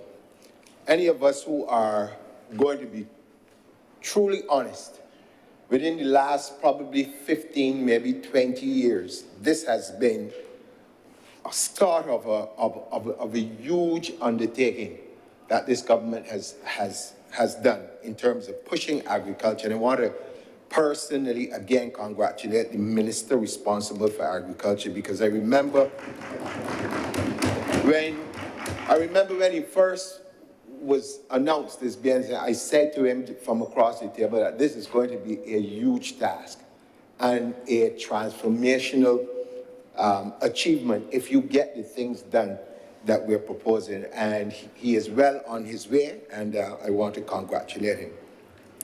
Now, with all the things that have been said, I want to take a different look at where this particular project can benefit the society. You know, we talk a lot about the disease, non-communicable diseases. We talk a lot about crime and the other things, but there's something that is happening in Barbados, and it happens all over the world. But I've watched it from a young man to where I am now. I mean, just 1 year shy of being 60 years old. And there's a huge gap. When I was young, they used to call it a generation gap between our elder people and our younger people. And imagine all of the information and experience that older persons have in agriculture. I remember as a youngster growing up in rural Barbados, every single house that I can remember had either some sort of fruit trees, they had kitchen gardens. In some instances, some people even had sugar cane planted side of the houses and stuff, which meant that coming out of the slave experience and coming out of the apprentice experience, and these are historical things, our people had to feed themselves. They could not rely on imports. They had to be able to feed themselves. And they did it with very little, other than their own sweat equity, their own hard labor that they put into it. And in those days, you would see families, 14, 15, 16 children. But never once were they going to bed hungry. They might not have had the most nutritious food, as people would like to say, but between the communities, and I always go back to this, if you had potatoes and I had yams, we used to barter, we used to share, and we were our brothers' keepers in a sense, because what was the common denominator? We were all poor. We were all poor. And so we didn't have the luxury of getting into our fancy cars to go to fancy supermarkets to shop. We had to make sure that we ate by planting and growing chickens in the back, and growing turkeys when it was coming home to Christmas, and having pigs, and doing all sorts of things. So this presents for us a unique opportunity for older persons within the communities to now interact with younger people, to pass on that knowledge in terms of what you can plant, how you plant, when to expect it to be ready to be, harvested and this sort of stuff. But it also gives those older people the opportunity to socialize, to actually get out of the house and meet with younger people, people that they only see once a while if they pass through the house to get something to eat and gone again. And if we're getting the younger fellas off the blocks involved, and I hammer this point all the time. Any young man gains a sense of self-worth when he or she, well, you should put girls in it too, when he or she can take care of themselves, or at least do something for themselves. I remember a certain amount of pride I had as a youngster, planting beans for the first time, and actually just, when I saw them actually come out, the feeling that you get inside, that you actually planted that, and now your family has the opportunity to eat them on Sundays, or lettuce, or whatever it is that you did. There's no feeling like there's a sense of accomplishment. And so this project goes a lot wider than what we see in front of our eyes in terms of food security and all the other things. Yes, it does. But there's a social interaction that will come out of this if it is done correctly, if we encourage the older persons and the younger persons in the society, the boys and the girls and whoever else, the not so young, to get involved. And I've said it in here before, we need sometimes, as we used to say in music years ago, you need to get down in the mud sometimes to understand the other person that you have to live with. And if this becomes a common denominator in which we can bring people together, think about this and the effect that it does have on the wars that we talked about, but not the wars overseas, the wars that we have with young fellas in this country. I saw years ago there was a program. I think our Prime Minister was in charge of youth at that particular point in time. And they had, this program was where young fellas on blocks were given tools to create gardens and different things. And I always remember that particular program, because there were places across this country that was just bush, that was like eyesores. And when you saw what those young men were able to do, remember it was like a competition, but when you saw what those young men were able to do with the assistance from the then government, and able to create these gardens and things, they can do the same, and those were just beautification gardens. Now we're talking about food. Imagine, if you will, what can come out of the urban corridors now, starting there. This may be where we start in the Black Rock area, but I'm sure that children going to school and telling other children from different parts of the island, look, this is what is happening in my community, and these are the benefits that we are reaping from this. I am able to grow carrots and actually not only just eat them, but have carrot juice to drink when the time comes. So it means I don't have to buy soft drinks, sweet things anymore. I'm acquiring the taste now for juicing this or whatever else. I mean, there's so many health benefits, the social benefits to it. I mean, you can't ask, in my opinion, for anything better than this. But we need all communities to see this as a pilot project to bigger things. And of course, as was mentioned earlier, if we can reduce our import bill, that is a monumental thing. I mean, I've been hearing about these import bills now when I was a much younger man up until today. And as a representative, one of the things that I encountered on many occasions were people coming into my office and talking about how expensive the food is in the supermarkets, and they can't buy it. and they need help. And the truth is that if we buy seeds and we can grow our own food, there's no guarantee that it's going to be an easy task, because with climate conditions and all the things going on, and I've heard us talk about the use of technology and things. I believe we will get to that.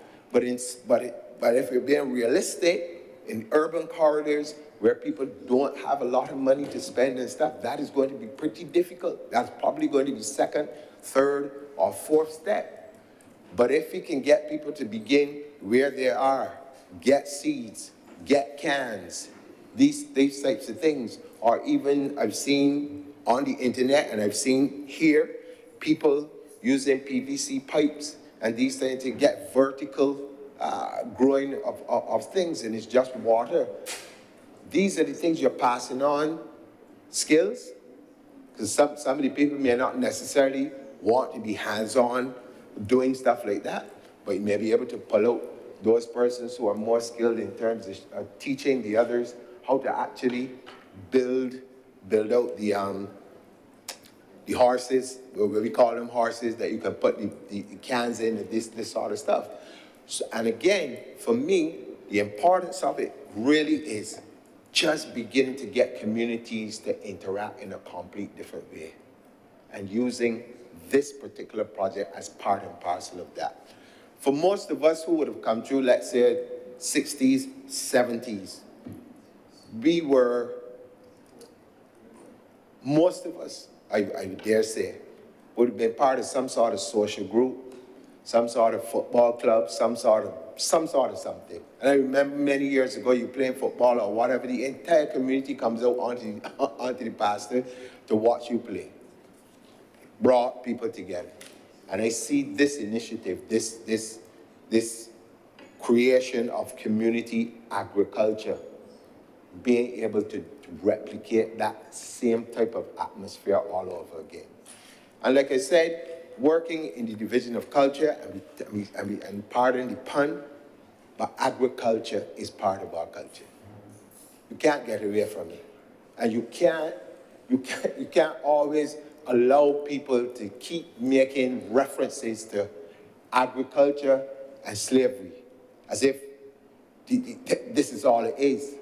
Because that has been, in my mind, one of the factors that drives a lot of people away from agriculture. I've had conversations with persons in the sector who are complaining over and over again that even things like the cotton industry can't find people to get involved with it. Reason being, lots of people believe this is regressive, this is stepping backward, right? Then you have another set of people that say, oh, this sounds too hot, so I can't deal with that. This thing.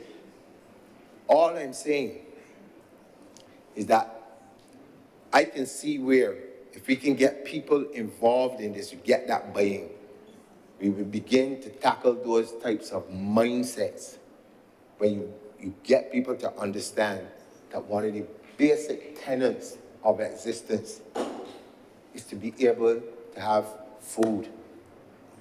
Food, shelter, healthcare. Those are three pillars of survival.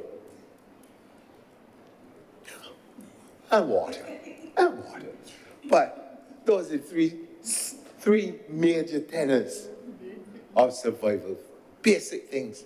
And if you can take care of them for yourselves, you're on your way to achieving any other goals that you want to achieve in life. You have to have those three things sorted. And I think that this particular project, as we look at it, is more than commendable. It is needed at this point in time. You know, Mr. President, I find it hard. Maybe I'm probably born in Maine. They keep saying that Taurus people are very stubborn and all these kind of things. Maybe I'm stubborn. I believe so. Maybe I am. But I find it hard, real difficult to comprehend how a war in Ukraine means that I, John King, must suffer. I find it hard to understand. I suffer because I believe that the war in the Ukraine will make me suffer. It don't work that way. Why is it that I never hear anybody in Ukraine say that if they had a flood in Barbados that they're going to suffer? What's the difference? The difference is in the mindset. Not in the actuality of it, but in the mindset. So that if you got somebody sending you news from ESPN or wherever it's coming from, CBS or whatever, and telling you that the war in Ukraine means that you got to be hungry and you accept it, but then you ain't getting up and do nothing to take care of yourself at all. You will be hungry. You will be hungry and you will die. And so I had to, I'm sorry, Mr. President, but I had to say that. Because I am tired of hearing people referring to this thing about a war in Ukraine causing me to be hungry. War in Ukraine caused me to be hungry. What causes me to be hungry is laziness. You gotta get the truth. Because if you do not want to do the things that you can do for yourself, there's a problem. And rather than skirt wronging, you gotta deal with the real problem is. The problem is the mindset that people have been given to agriculture. That is the problem. I talked about this in here already. When we were small, when we were young, growing up, in schools, primary school in particular, there was this thing where every fellow or girl wasn't too good at academics, you know what to do? Go and garden. What is the message that you sent to the people? They get real. And these things come back to haunt you later on in life. And I hope that, as Jesus said, those who have ears to hear. I want them to hear me because I'm not going to stop on this particular point at all, not as long as they're breathing. Until we begin to give the idea of agriculture and being involved in it a different value, you're going to always have a section of the society who are going to shy away from it.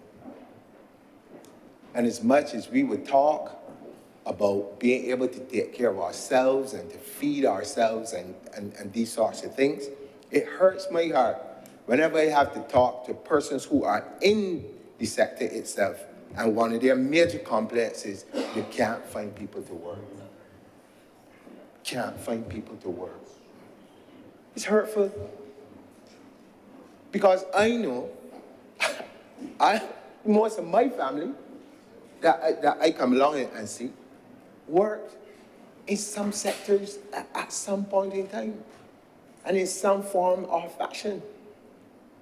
And as was mentioned by Dr. Bradford earlier, we continue to feel real good to support other people's farmers and not our own, or to even do some of the things that we can do for ourselves. The question is, I asked a question one time and it's not how many more, but I ask it again. How many more years it can take for us to get it right? How many? You can't go on like this. You just can't go on like this. And the world is becoming more and more insular. And the war that people keep talking about, and Dr. Buffett was very kind when he said that, the war goes beyond bombs and things, but we're in the midst of economic war. There are economic wars going on. We saw it, as was mentioned earlier, when the pandemic hit. Small islands, nobody cares if you get vaccines or not. You understand? Because with 280,000 people, 300,000 people, if you all of us die out, it means nothing to somebody that got 140 million or 400 million. I mean, I keep saying, in the United States alone, the amount of people who died from COVID-19, Barbados would have been wiped out. So it means that we have to get a little bit more conscious about our standing in the world, and how people feel about us. I know people like us bad when they get coming to get the sun and get the sea and all of these things and have a nice time and they enjoy themselves, yes. But once you get past that and you get back to where you're from, your interest is about what's happening in that you. So our interest must be about what's happening in that us.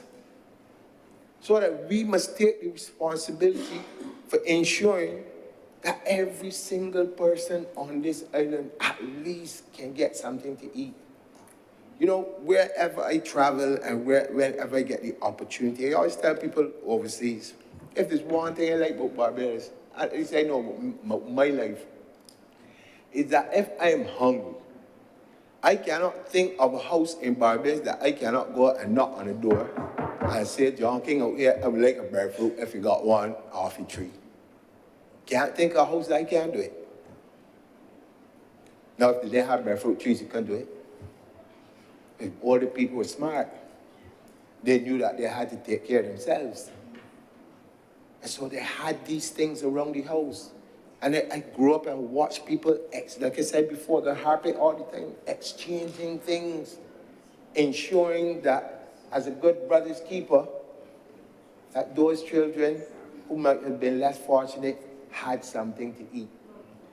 And even in my own experience of coming home from school, my mother out to work, I'm the eldest of two children, but where I lived, every other house down there, Monday at this one, Tuesday at this one, Wednesday at this one, until my mother come home. Never lacked for anything to eat. Never lacked to get some last night when we play food. But the point is, it was more of a family type of society within which we live. And I believe that this particular program has the potential to begin the process of getting us back to that type of arrangement where it took a village to raise a child. And if we're going to use agriculture as part and parcel of doing that, I would lend this resolution my fullest support, and I hope that it becomes a model that other urban areas would want to emulate. And I would encourage those persons in the rural areas at this point in time to get back to what we knew as part and parcel of our own existence. The term that people use all the time is Sankofa, where you look backward to pull forward the best things that you did in the past to take you forward. And with those few words, sir, I'm obliged to you. Thank you very much, Senator King. Senator Robert Soto. Thank you so much, Mr. President. I will say that the Leader of Government Business did her usual complete job in the presentation of this bill, this resolution. And in listening to her, I was struck by some of the irony about the way that some of us think in this country, and specifically with regard to the topic of food deserts, Mr. President. Because many of us still carry the thought process that in America, the land of milk and honey and everything that you want is available everywhere and you will never go hungry, and if only we could leave Barbados and go to the States. In some cases, leave Barbados and go to Canada. All of our problems would be solved as an individual. And so when she spoke about food deserts, I was struck by the irony of that thought. Because we who live in 166 square miles, we're arguably, well, unless you hit morning or midday traffic, you hardly have to go maybe an hour to get to a supermarket that covers all of your needs. The truth is that those food deserts in the United States is a real thing. There are people who have to travel 4 to 6, and in some cases, a day to get to a supermarket plan to spend the night in the neighboring town and then to drive home in order to be able to feed themselves. And I'm not talking about feeding ourselves with any and everything, as my goodly colleagues who went before me spoke towards the need for nutritious food. Food that not only adds to your calorie count, but adds to your body's function, your brain's function, your ability to have cognitive control in its totality. So it was an interesting concept, one I came across in my research for this particular presentation. Because when you looked at it, and has been spoken previously, that inability to have nutritious, real food does not just create problems as it relates to non-communicable diseases, which we all know about, which we continuously and are learning more and more about the risks that we face on a day-to-day basis in Barbados. But it also creates more problems in terms of our children, because you have to feed yourself. You have to feed the children. Your time is valuable. So traveling 6 hours ain't gonna make sense every week. Traveling a day is not going to make sense once a week every month.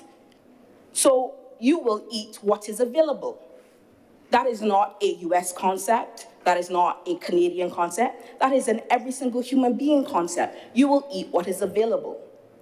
And the results of what is available to you will not only add to your waistline, it will add to the amount of money you eventually have to pay to handle the issues that you face: diabetes, high blood pressure, and many other issues. But as she spoke about how that related to Barbados, it came to the point of this issue has been one over the past 10 years, and particularly over 2 years, which is being researched in the United States, which they're continuing to talk about, which they're opening various factors and subsectors to talk about, as she spoke about, the effect of racism, the effect of class, the effect of geographical indicators, but also the effect of affordability. And the reality is there is no one in here who is going to say or to go against the fact that there are many Barbadians, but there are some Barbadians who will tell you they live at or under the poverty line. We've seen some of the research that come up that speak towards that segment of Barbadians who are able to afford their weekly shop based on the assistance from family, the assistance from welfare. And the reality is, when you look at this segment of Barbadians, you can get the impression that there are quite a few of them who realistically live in the urban quarter. As would have been previously spoken about, in the country, there is space. There is an opportunity to grow and an opportunity to share what you have grown, and a vibe, as the young people would say, counting myself still amongst them, of sharing in the urban corridor, in the rural corridor.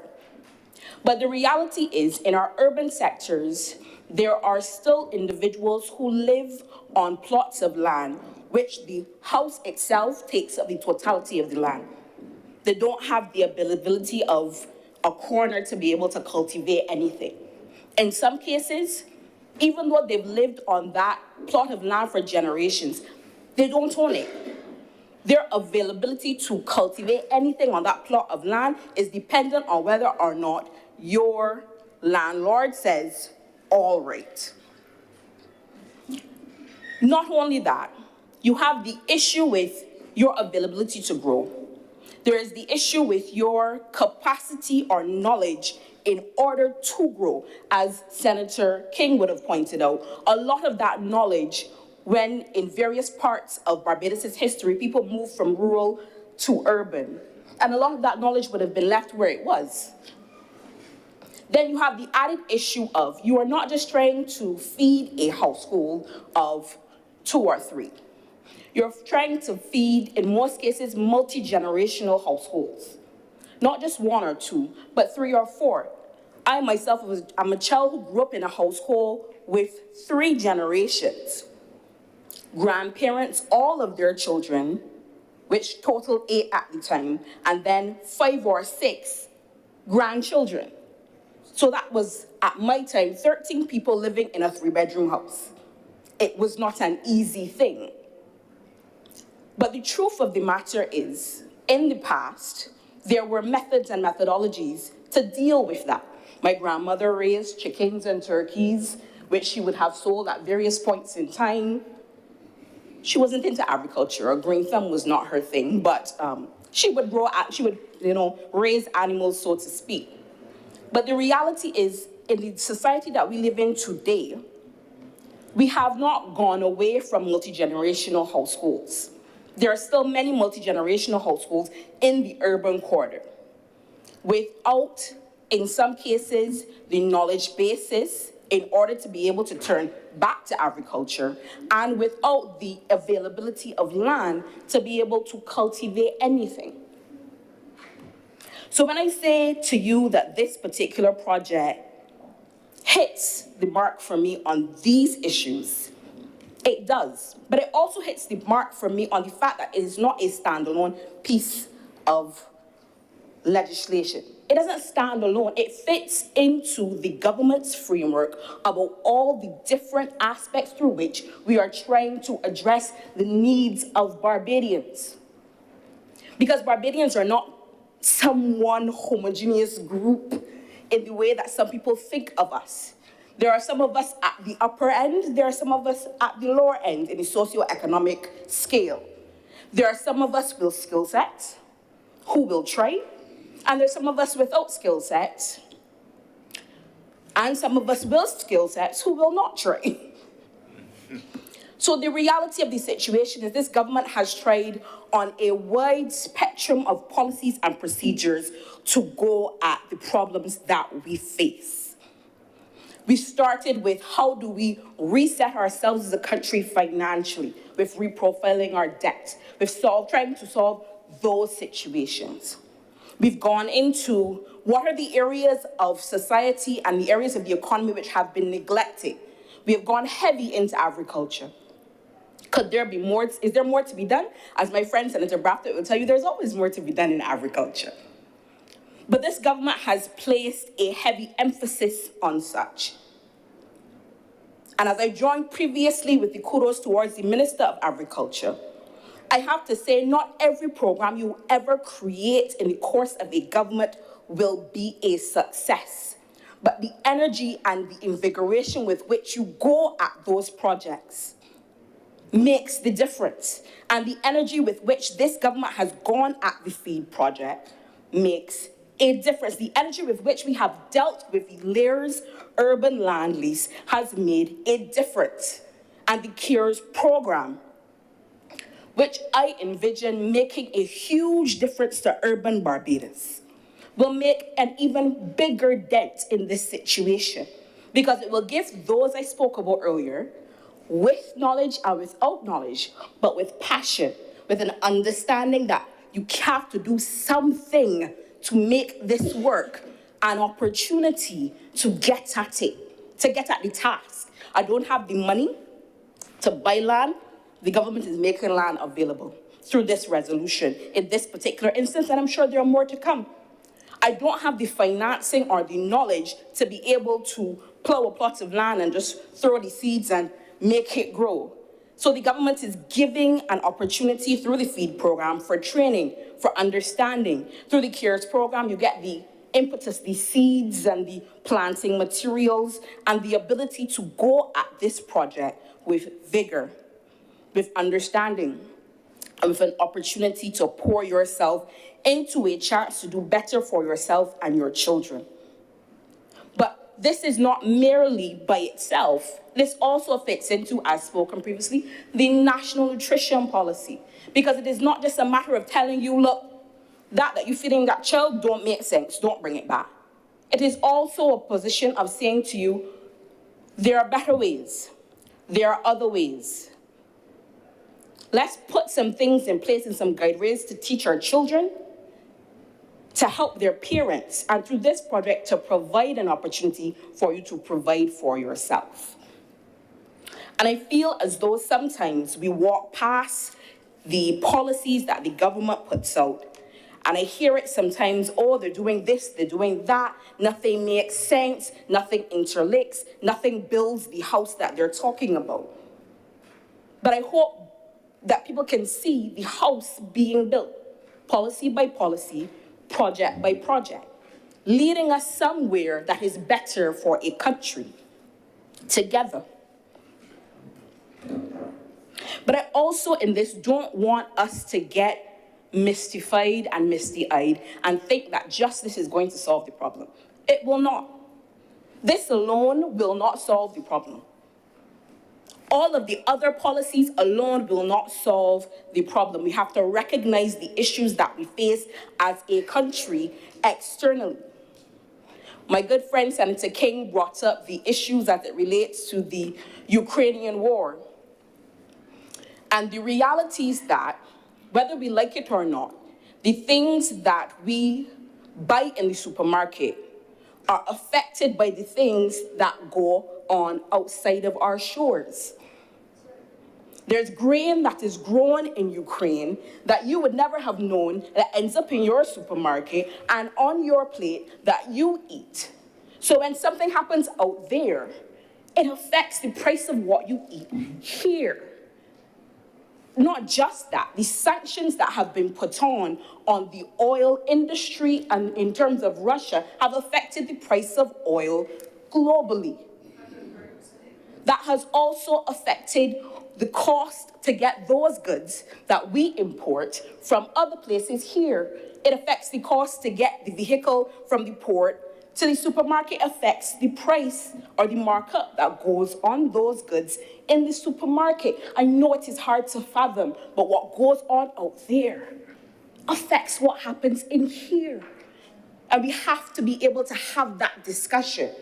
But I also understand the policy position, the common sense position that we as a people have the opportunity to take the levers of our future into our hands and go at the soil. And this is what this kind of resolution is aimed at doing. So I understand where Senator King is coming from. This kind of resolution is aimed at giving people an opportunity to see what is happening in Ukraine, understand its effects, but also understand I can have an impact on what goes on my plate, what goes in my stomach, and what my child eats every day, and how that affects my pocketbook. So I'm very excited to see this project, but I want to see more. I want to see this replicated across the country where the opportunities exist in the urban community for people to have a chance to be the masters of their own food fate, so to speak. Also, I want us to go ahead and start to assist not just in these ways, but also to do things such as put videos on YouTube. And I know the ministry is looking at it as to how do you go about cultivating beans, potatoes? How do I go about turning the seeds and this grass, well, the soil under the grass, into something that makes sense for me to then have an opportunity to put in my stomach and to share and possibly to create an economic avenue and to sell in this country.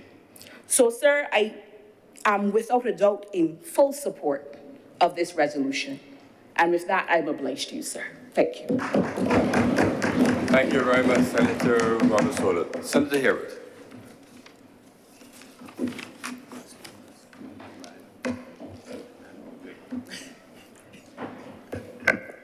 Thank you very much, Mr. President. I had all intentions to open the button or get as close to the opening button as possible because I recognize on topics of this nature and a few other topics, you kind of place into a broken radio kind of position, you know, a broken record kind of position. But I believe some of the things, if they may be replicated from myself, are worth re-emphasizing because this is an extremely important topic. Sir, before I begin, I must say that I had the privilege of visiting the location this morning, which is in Black Rock, the exact location for the proposed project. And I think, which is consistent to my approach of visiting lands when it comes to land resolution, it would really be beneficial to all members in the chamber, sir, to really visit the location and see what has been done before and what is proposed to be done with respect to this resolution for 3.5 acres of land to the back of the psychiatric hospital. So, sir, we're welcoming a resolution today that focuses specifically on vesting of that land for urban agricultural purposes in the Black Rock area, as I said, to the back of the psychiatric hospital. Now, this is a resolution simply put to put food somewhere where it is not currently being grown, and also to create direct and indirect benefits, sir, in the process. I believe the resolution is straightforward, and I also believe that we will not encounter any level of belligerence or contention amongst the contributions that have gone before or that will come subsequent to mine. There's so many benefits to be accrued, sir, if and when we get this right, again, because it has been done already. And we don't have the opportunity now, sir, to neglect any particular effort with respect to providing support services for this initiative. Mr. President, let me begin by giving credit where credit is due. The 3.5 acres of land to the west of the psychiatric hospital to the back represents a continuation of a project that has started since 2019 in St. Michael Northwest, where it's located, and a project that has been pioneered by the Member of Parliament for St. Michael Northwest, sir. And that project was called the Northwest Alliance Agricultural Project. And it is situated directly next to that 3.5 acres within this resolution, and it is 1.5 acres actually. And the origins of that project, and I got the story this morning, is that a young man who was incarcerated, when he came out of jail, he came to the now MP for the area and asked him for any opportunities with respect to employment. And he also mentioned within the preferences that he had, perhaps something in agriculture. And the young man lives 50 meters away from the 1.5 acres that he's currently cultivating. And what happened as a result of that is that the MP for St. Michael Northwest approached the then Minister of Housing, because the portion of land that's 1.5 acres is really NHC land, to seek permission to utilize the land for agricultural purposes, sir. And I wish that members had the opportunity to come with me this morning or go afterwards, because it is well developed. It is extremely well developed, sir. There's sweet potato, I saw some carrots this morning, drip irrigation, of course, and I saw quite a few other pens that were erected. I believe they had sheep at one point to the eastern end of that particular location, sir. So, sir, what we're discussing today is an extension and an enhancement on something that has already been started and something that represents a commitment in that Rosemont area.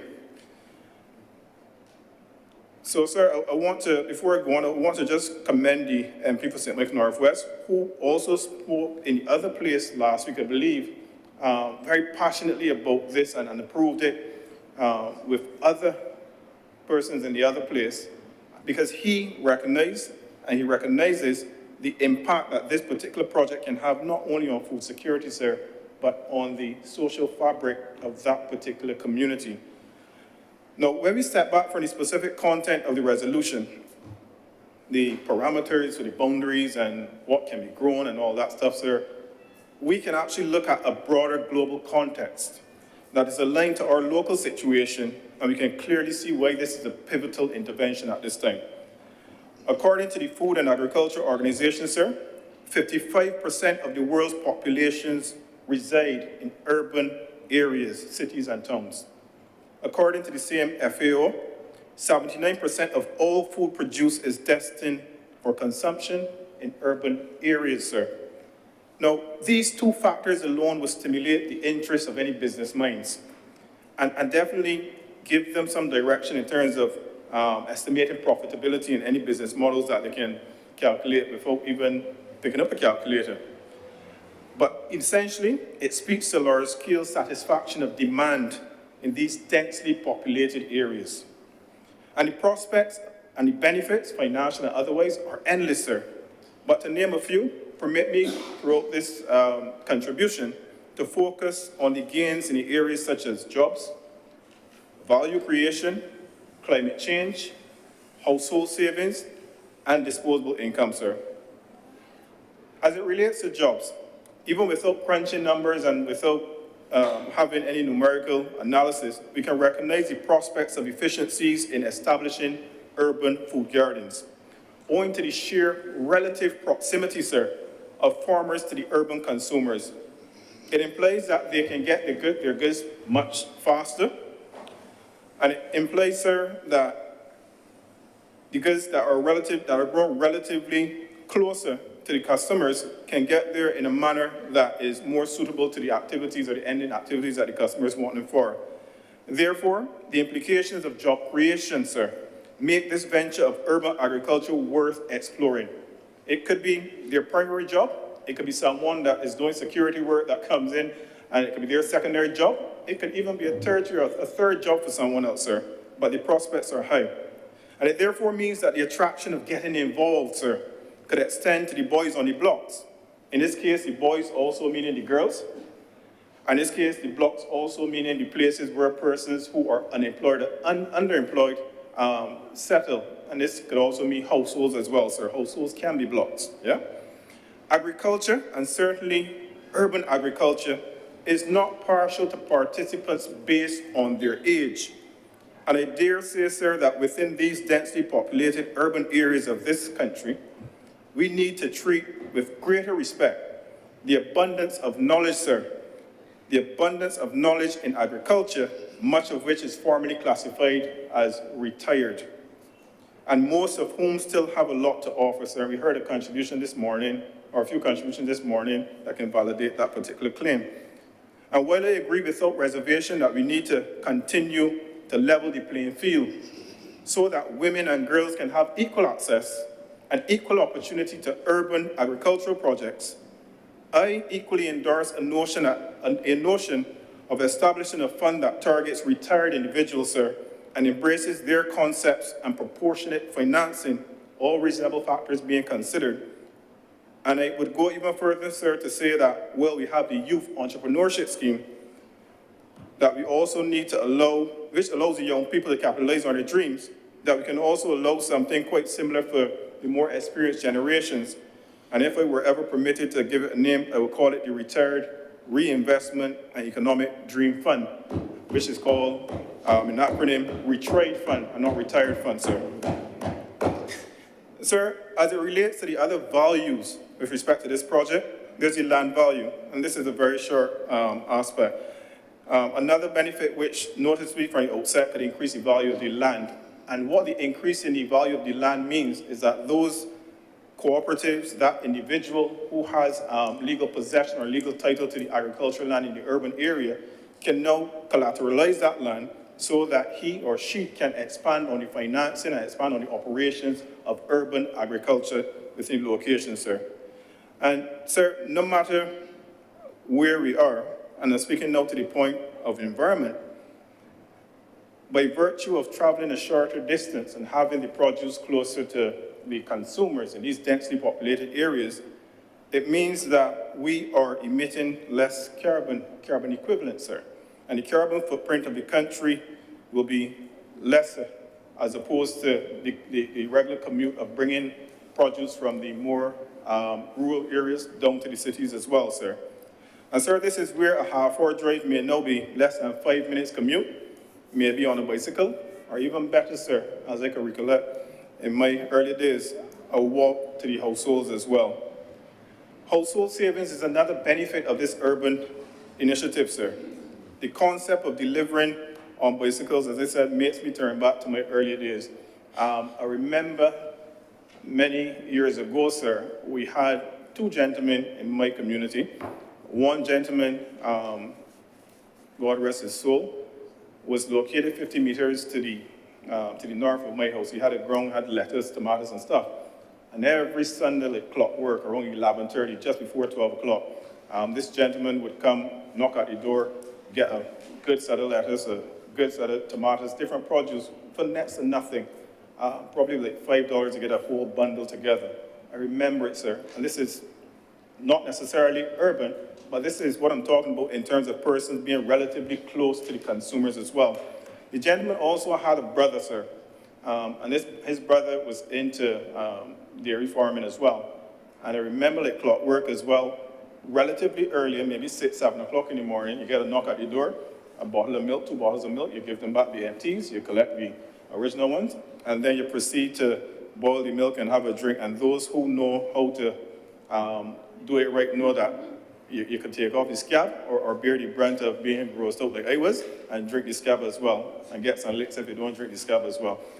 So, sir, the long and short of what I'm saying here is that as a result of those two gentlemen servicing my household and the entire community, sir, we either saved a trip to the supermarket or we reduced the amount of the total spend when we actually went to the supermarket because that persons in close proximity could provide the same thing, sir. And this is the concept that was shared to me this morning when I went down to the location. We really just want to have an economic drive in that particular area so that we can service the community initially and then hopefully expand to some of the businesses in the area as well, sir. Sir, as it relates to climate change, no matter what time of the year, because we're still talking about the environment as well, no matter what time of the year this chamber or any chamber across the Caribbean discusses agriculture, we will discuss climate change. It is almost like the standing committees that we are looking to discuss. It will be a permanent fixture on any discussion in agriculture, sir. Climate change is the single largest threat to food security all over the world, sir, followed very closely by supply chain vulnerabilities. Sir, we are living in a time of prohibitions, water prohibitions, owing to concerns over water supply. Therefore, at this particular juncture, in the absence of any concrete water reclamation or water reuse guidelines, initiatives like this one must rely on the methods to service the demands of various crops in areas where the heat is more concentrated, owing to generations of proliferation of concrete, asphalt, and the other thermoconducive materials, sir. Basically, I'm just saying that they've got a lot of concrete houses and roads in the area, it's densely populated, and it is relatively more, pardon? Okay, sorry, sir, I just had a little, something fly in my eye. No, sir, here in this project, through this project, is an opportunity, unbeknown to the participants, to tackle two significant issues at the same time, sir. The issue of drought and the issue of flooding at the same time. And how do we do this? How can we address flooding and scarcity at the same time, sir? Sir, I'll allow you to take a guess. No, sir, don't take a guess, because if you guess, you're gonna probably disrupt my presentation. And I know that you know the answer, sir. The answer is harvesting, sir. Harvesting addresses scarcity and flooding at the same time. Sir, to the west, yes, to the west of the particular location in question, we have more than 170 government households, government units in that particular vicinity. To the east of the particular location, sir, more than 20 or 30 or so government units as well. From my rough estimation, I can tell that that is about 108,000 square feet collectively of roofing space, which approximates more than 66,000 gallons of rainwater, given a 1-inch precipitation at any given time, 1 inch of rainfall at any given time, sir. Now, sir, that is the equivalent of 1 million of these, 236 milliliters, 1 million of these, sir, at any given time for 1 inch of rain. And it means, sir, that a real opportunity exists at this same location, since the majority of them don't have the water tanks, for persons to have that intervention at a reduced cost with respect to water to provide for the agricultural project that they're doing there, sir. And I believe that if we can have a collaboration and a cooperation with the National Housing Corporation, some of the owners of the properties as well, sir, that we can reduce the input cost of doing business on those particular properties, sir. Equally as well, I believe that the leader of government business will also be interested in this. There is a windmill on the location as well, sir. And the windmill offers the opportunity to integrate renewable energy into the entire project, whether it be renewable energy to integrate artificial intelligence, as Senator Bradford was aware of yesterday in the forum that he and I attended, whether it be energy to refer to pumps for the irrigation system as well. But the long and short is that there is scope for the integration of renewable energy there as well, sir. Sir, I want to extend for the next 20 minutes that I have left, sir, I want to extend into the discussion of social cohesion, sir. And I believe Senator King touched on this. Now, sir, promoting more cohesive engagements within the community is a very crucial aspect of this project. Put the economics aside, put the environment aside, sir. One of the things that concerns me where I grew up and where I still live is the deterioration, sir, of the collective responsibility within the community. And let us be real, community spirit in Barbados, it is alive. It is still alive, but it is not as alive or thriving as it was 3 decades ago. And this is when the community felt, sir, like one huge backyard. It does not have that particular feel in my estimation anymore. Now, for that cohesion to be in place, there needed to be a common understanding, sir, and common goal to which every member, if not the majority of the members, appreciated and embraced that community feel.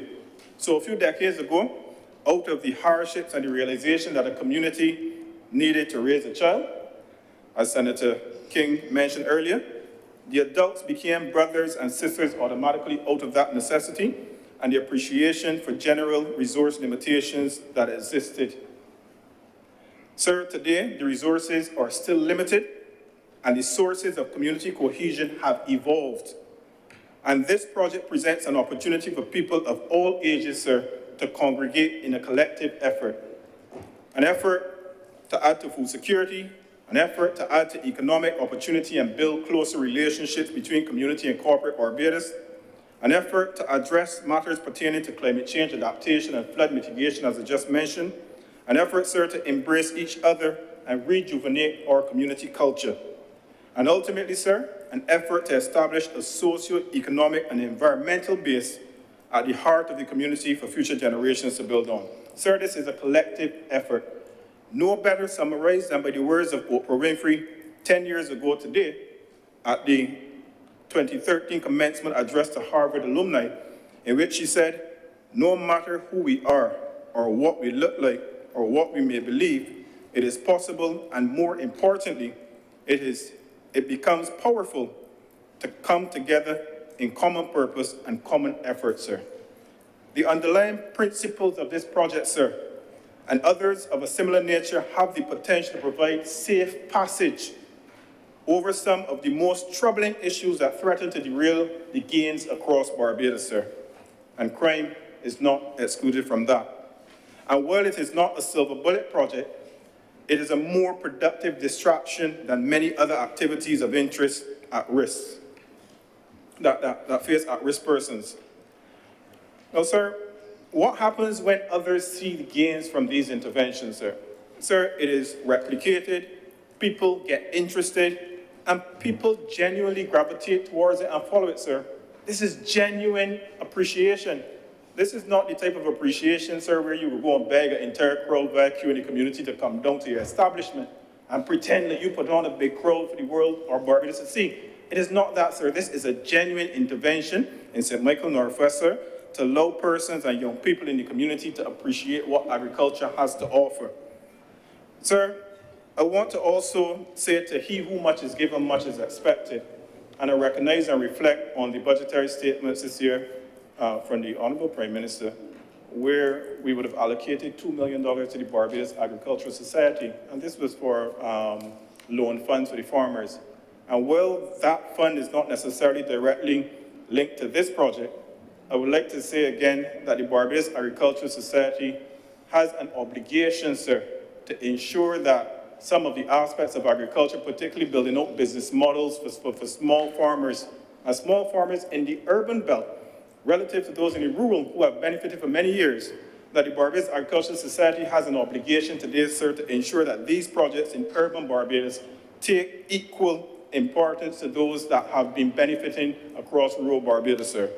Sir, I believe I will take a pause there at this particular juncture, only to say that I fully align to the comments made by other senators before me, and that I fully embrace and endorse this particular measure in recognition that it is an expansion of an already existing project and the huge benefits that it has to offer not only to members of that particular constituency, but all across urban Barbados, sir. So with those few words, I thank you.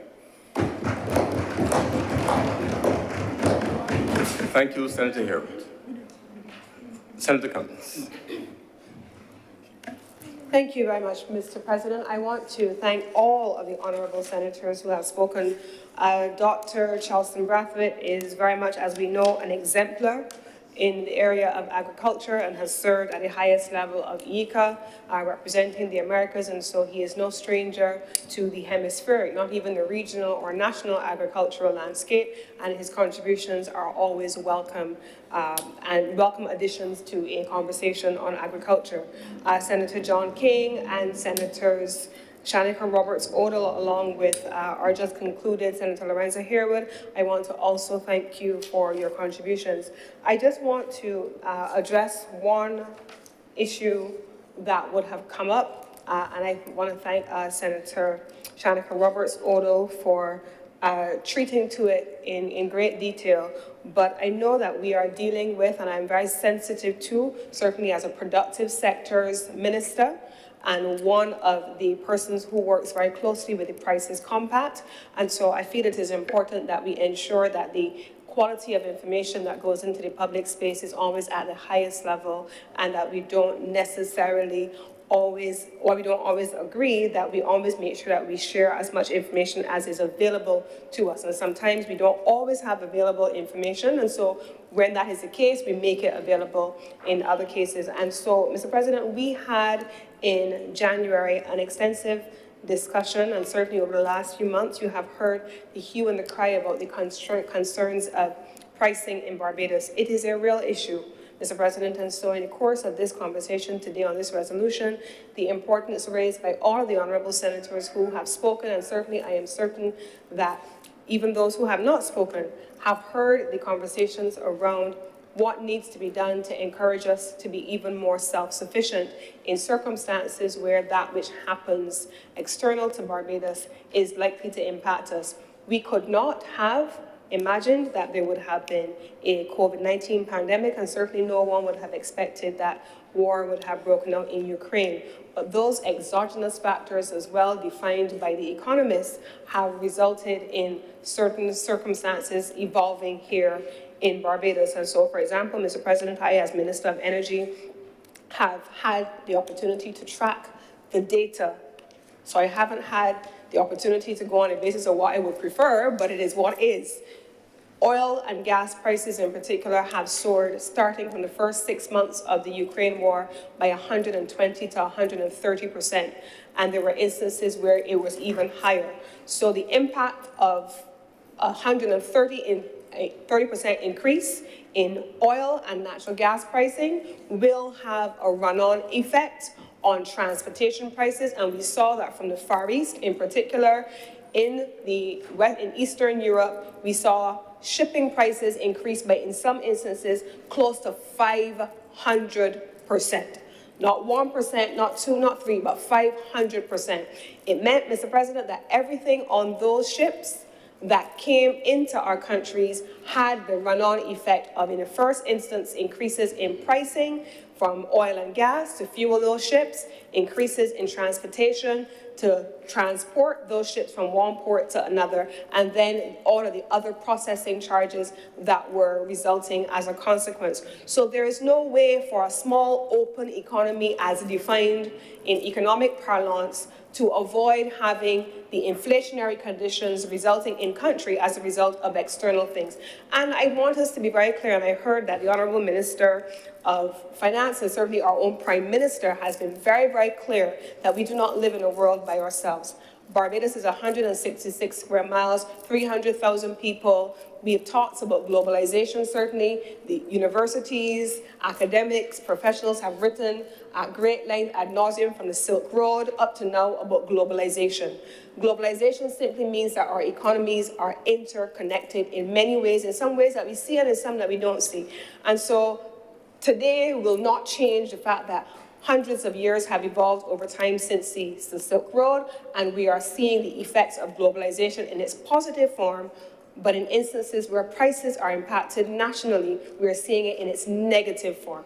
And so we have to always be conscious of the commentary that we share with the Barbadian public, because we do not want Barbadians to be of the view that we are here in and of ourselves and that we are completely unaffected by all of the things that happen around us when we are largely a net importing country. And the final thing that I would say on that is that you have heard our Prime Minister as well, well-respected, very credible globally, speaking also about those limited times where the country was cut off from the rest of the world, where we genuinely were dependent on just ourselves. And I remember being a minister with responsibility for international transport, having to fight to get an airport open because the country was cut off from the rest of the world, which impacted our ability to get critical supplies into the country.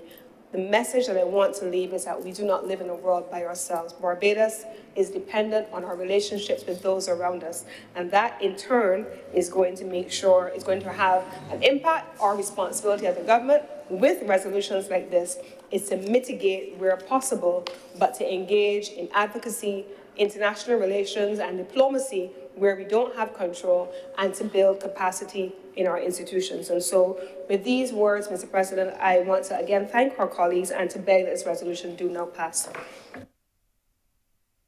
The question is that this resolution related to the vesting of land at Black Rock in the Barbados Agricultural Development and Marketing Corporation for community agricultural purposes do not pass.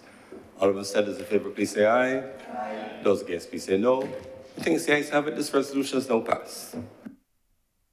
Senator Cummings. Mr. President, I beg to move that we now suspend the sitting of the Senate for a long-awaited lunch until 3 p.m. in the afternoon.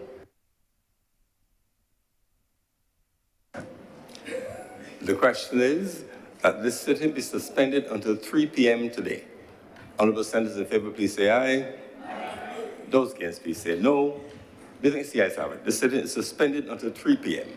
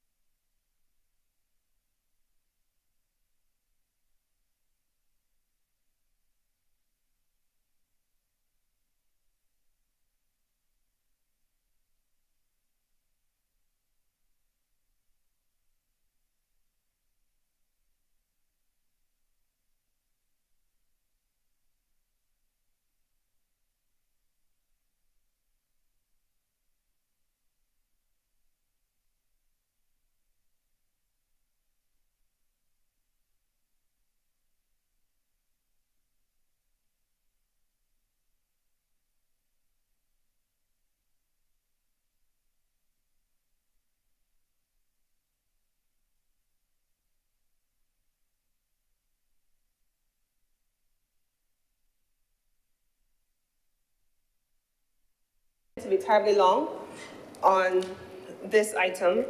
The matter before the Honorable the Senate, Mr. President, is one which we have discussed at great length on previous incarnations. We have had a number of issues of the BOSS bonds.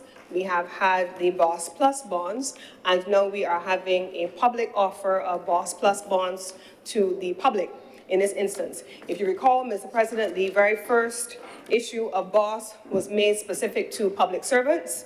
The second instance, we made it more widely available. We then saw the announcement coming from the collaboration of the recently appointed Governor of the Central Bank, Dr. Kevin Greenidge, and the leadership of First Caribbean Bank of the uptake of $100 million of those bonds, which, Mr. President, I will come back to in the course of my presentation. And now, therefore, Mr. President, in order to go back to the market to ensure that we're able to have not just public servants, not just commercial, or I should say institutional investors taking up the BOSS bonds, but that the public, members of the general public of Barbados, have an opportunity to invest in these bonds. Mr. President, I want to use my presentation this morning to make this afternoon, to make two simple points. One, Mr. President, the question of confidence in the market. I want to speak to the question of confidence in the market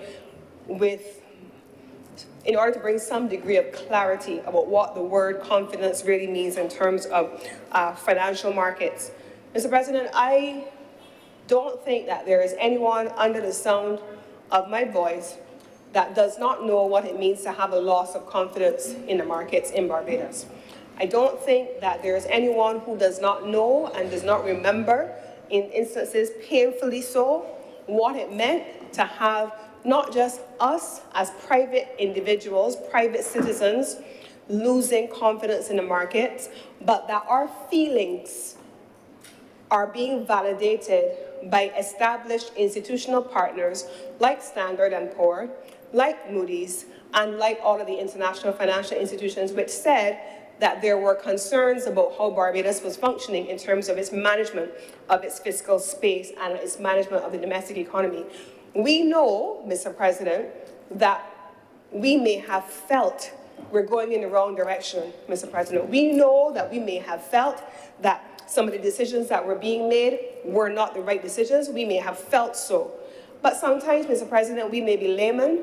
Sometimes we may see, and I have spoken about this in a different context, part of the picture. We may not fully have understood everything that was happening because we don't always see it all. But when institutional partners on the outside of us with absolute access to information, with all of the details and the training to assess what that looks like, tells you there is a loss in confidence in the market, you have to pay attention, Mr. President. Now, I may be a social scientist, but I am not a natural scientist, for example, and so there may be those who are very skilled in issues like engineering and natural scientists and medical sciences and so on. I, as a social scientist, Mr. President, may look at the same information that is before them and come to an entirely different conclusion because that's not my training. That's not my skill set. So I don't know how to interpret the information or the data in front of me because I am not competent in that area. I may not be an accountant, Mr. President, and so unlike some of you, including, Mr. President, you yourself, I may not have gone through all of the qualifications of CMA and ACCA and so on, so I don't know what to read when I'm looking at, despite having the information in front of me. But what we do know, Mr. President, is that on the question of confidence, when presented with the state of our economy, when presented with our estimates of expenditure and our actual outturn, when presented with the management of our economy at the beginning and at the end of a financial year, when we looked at our debt to GDP ratio and our growth trajectory and our ability to service debt, those who were competent in the World Bank, the International Monetary Fund, Standard & Poor's, Moody's, and all of the entities who spoke on the state of Barbados' economy, certainly up to 2018, they felt that there was a loss in confidence. Post-2018, Mr. President, beginning in 2019, we started to see a shift. We started to see the opposite. We started to see a return in confidence. And Barbadians were a little battle weary. I was a little battle weary because we've been through a lot, we'd felt a lot, and we had had a lot validated. And so from 2019, we started to see the first upgrade. 2020 and onward, we started to see a stabilization of the confidence in our domestic economy. But what was interesting, Mr. President, is that the difference between what happened during the period where there was a loss of confidence up to 2018 and a return to confidence post-2018 was the nature, again, of the exogenous shocks that struck us. We found ourselves, Mr. President, dealing with a return in confidence to the marketplace despite a debt restructuring. We saw us returning to a return in confidence, Mr. President, despite a pandemic that took the bottom out of the tourism sector that I had the opportunity to lead during the worst of times. We saw, Mr. President, and Barbados never closed down. Barbados never closed its borders. Barbados remained open, but people stopped moving. And so we saw that with the expansion, with the removal of the expanded economy from 300,000 people to possibly up to, at the banner year of 2019, 1.2 million people spending in the domestic economy and the consequential reduction of over $600 million in lost revenue, we saw that despite that, Mr. President, there was a stabilization of confidence in the marketplace. We saw, Mr. President, that after the Hurricane Elsa, despite what impact that had on the marketplace, there was still a stabilization of confidence in the market. We saw we had ash fall, and I refer to all of those things, Mr. President, because in a space where you had reduced revenues but increased expenditure, government was spending more, and you still had a stabilization by those with independent authority, with the competence and the training to assess what they were seeing. We saw a return and a stabilization of confidence in the market. We had a domestic debt restructuring, Mr. President, and that debt restructuring saw a loss in confidence in the market, in particular among our commercial banks. So you have the commercial banks opting not to participate in the domestic market and not to buy local paper for a period of time. But, Mr. President, up comes First Caribbean, and I can say because it was public knowledge and it was in a newspaper, with a return of confidence in the market by taking up not one or two, but $100 million in these BOSS bonds in a stunning example of a return of confidence to the market. Mr. President, I had the opportunity, on a tangential track. Everybody knows how much I love coffee and tea. I know every coffee shop, every tea shop. The photographers at events saw me the other day. Every single shop, even at formal events, they see me, I have a coffee cup or a tea cup in my hand. And somebody's always coming to take it from my hand. I would sooner give you my purse than to give you my coffee. So they know this. So one morning, I was minding my business at a coffee shop that was on my way to where I was going. And I stopped. And I saw a colleague from a commercial bank in there wearing their shirt, and they were surrounded by several others who were dressed just like them. And they said, "Come, I want you to meet some people." And they took me to introduce me to their colleagues. And there was a waiting tour bus outside. This was probably at best 2 months ago, but certainly after the First Caribbean uptake of the last set of BOSS bonds. They said to me, "I want to introduce you to somebody." Coffee in hand, and I walk in with them, tea in hand. I can't remember which one it was that particular day, but I walked and I meant to meet these people who were about to board a tour bus to go around Barbados. Who were these people, Mr. President? This was another commercial bank that had seen the uptake of $100 million in these bonds and have brought down their leadership from two countries, one outside of the region and one inside of the region, and their regional directors to take them around Barbados to see projects, but to have a sense of what growth returning to the economy looks like.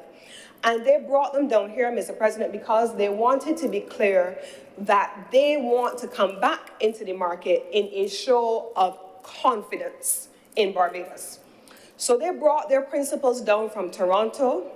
They brought their regional directors down from Trinidad and Tobago, and they all coalesced here in Barbados and spent an entire day going around the country, seeing projects, including energy projects, to see what capital works projects were underway in the country, because they wanted to begin the process of engaging in the domestic market again. Mr. President, unquestionably, without the benefit of those who have an emotional connection, like me, I want to see Barbados do better. I want to see my nation thrive. I want to see people do well. I want to see our economy robust and vibrant again. I want us to be able to reduce the trade deficit. Those are things that I want, yes. But this isn't about what I feel.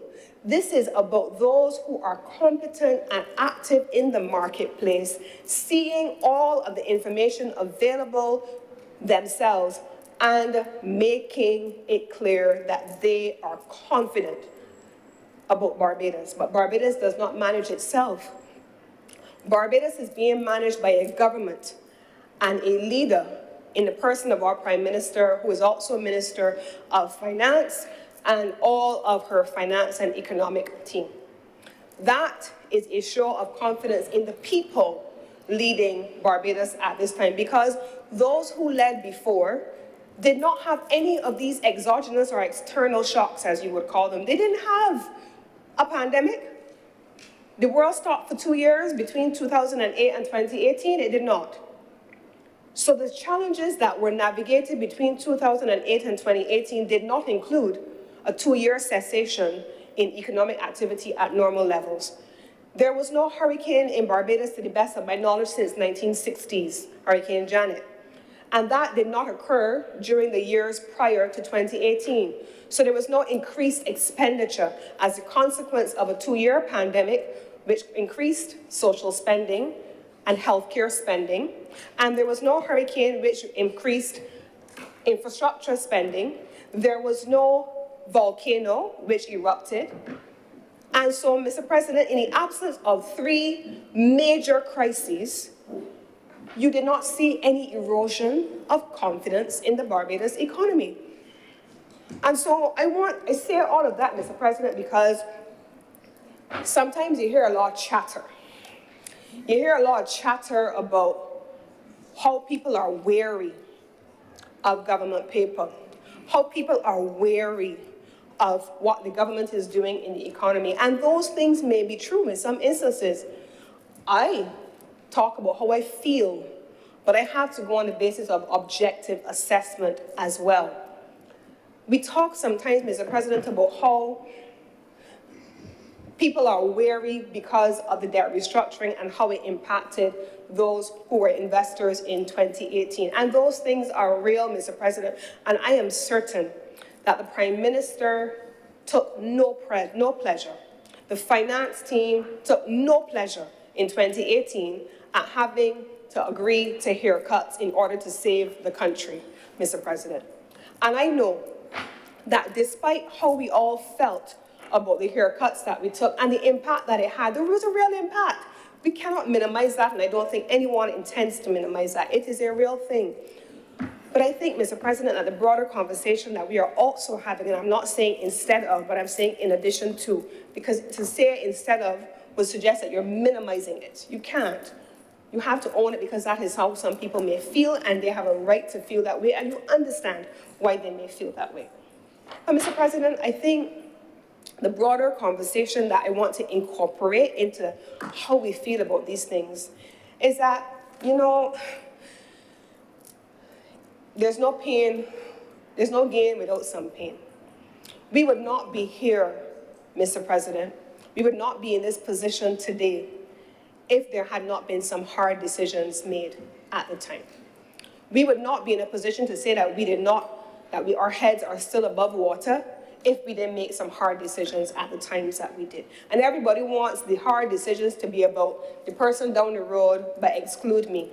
I think all of us had to go through very difficult experiences, and all of us felt it in different ways. But at the same time, the reason we are able to stand here today, Mr. President, is because of the many sacrifices that people made and had to make at the time in 2018 when adjustments had to be undertaken. And I think to their credit, we have to be able to say thank you to the many Barbadians who made a personal sacrifice in the national interest. That's what patriotism translates into. It ain't just, Mr. President, about singing the national anthem. And I'm a woman who sometimes I have had 2 instances where I cried when I was singing the national anthem. And the truth is that I cried in 2018 when I was being sworn in, I think, or when the cabinet was being sworn in 2018 and we were in Bay Street. I cried, Mr. President, because I felt so strongly about what had happened to us up to 2018. I felt so strongly about what happened, Mr. President, to my country up to 2018. And so when I stood in Bay Street with thousands of Barbadians on that day, when the cabinet of Barbados was being sworn in, opposite government headquarters, we were singing the national anthem and that song, I Vow to Thee, My Country, and rivers of tears came down my face because I felt it at the time. So I understand the question of patriotism, but it's more than that, because I could have cried and then afterwards don't want to be a part of the solutions that would have been required to resolve what made me feel that way in that moment too. Patriotism is actionable like love. Patriotism is that thing that requires you to do and not just say. And so yes, it was a difficult period. We had a debt restructuring that was domestic and there were haircuts that we had to navigate, and those were a part of the process that we have now gone through to enable us to stand in a place like today and say, we are on our way. All the indicators are trending in the right direction. Despite all of the challenges that we have faced, the independent analysis supports what the government has said, which is that we are trending upward. Barbados is on a recovery track, Mr. President, and it is because of the collective sacrifice of Barbadians, but the leadership of our Prime Minister and her economic team. The second point that I want to make, Mr. President, because I did say that I'm not going to have a lengthy discourse on this generally, but the second point that I want to make, Mr. President, after the issue of confidence is what this now means for Barbadians, people. People made a sacrifice. People felt it. People had challenges. And so now the country is on a different trajectory. And what are we talking about in this trajectory? No, Mr. President, a government does not trade. A government doesn't buy or sell products. Well, a government buys products for people, but it doesn't sell anything. Companies do that. And so we now have a conversation in this country evolving around where the government is going to spend money, or rather let me say it differently. We now have a conversation going in this country, Mr. President, about where government is going with debt and what government has spent on and where growth is going to come from. Now, Mr. President, in response, I want to say the following things. The government accumulated new debt during the period of 2018 to now, 5 years later. But what did we spend the money on? We spent the money on all the things that people can see. It wasn't in the instances where I couldn't see where my money was going, where taxes were being levied, additional taxes were being imposed. I was having less disposable income to take home, but I could not see where the money was going.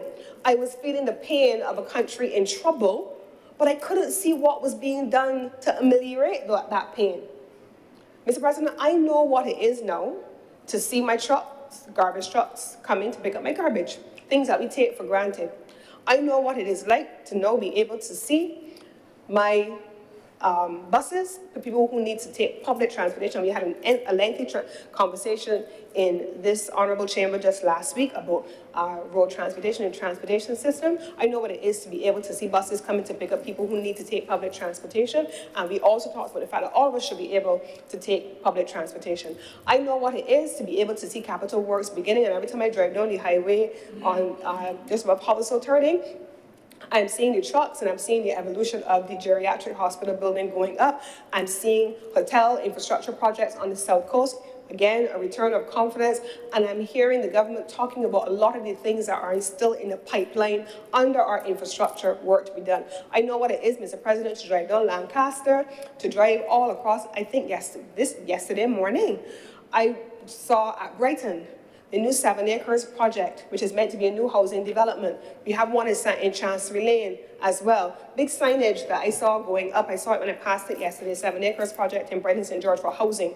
I can see where the government is putting its money in people, in services for people. Those are the things that we made sacrifices for. But yet, Mr. President, how did we raise the money from a country that had a $600 million drop out from its economy? How do we raise the money, Mr. President? Because we didn't earn anything at the time. We raised it by debt to be able to keep our heads above water at the lowest possible rates, and then in turn to be able to invest in our people. But we raised it in another way, Mr. President, by instruments like this, by instruments like the BOSS bonds that said, not just can we give a rate of return by way of interest rates to international creditors, or on the open capital markets, or through the IMF and others, we made the decision that we can also finance and capitalize our own development by ordinary Barbadians like me and like you, Mr. President, investing in instruments like BOSS bonds. And that's what this is earmarked to doing, Mr. President, because we can't have it all. We can't have it both ways. We don't want new taxes. We don't want to reduce the social spending. And I think the honorable member, Senator Crystal Haynes, who we are going to speak into being Dr. Crystal Haynes from Drakes.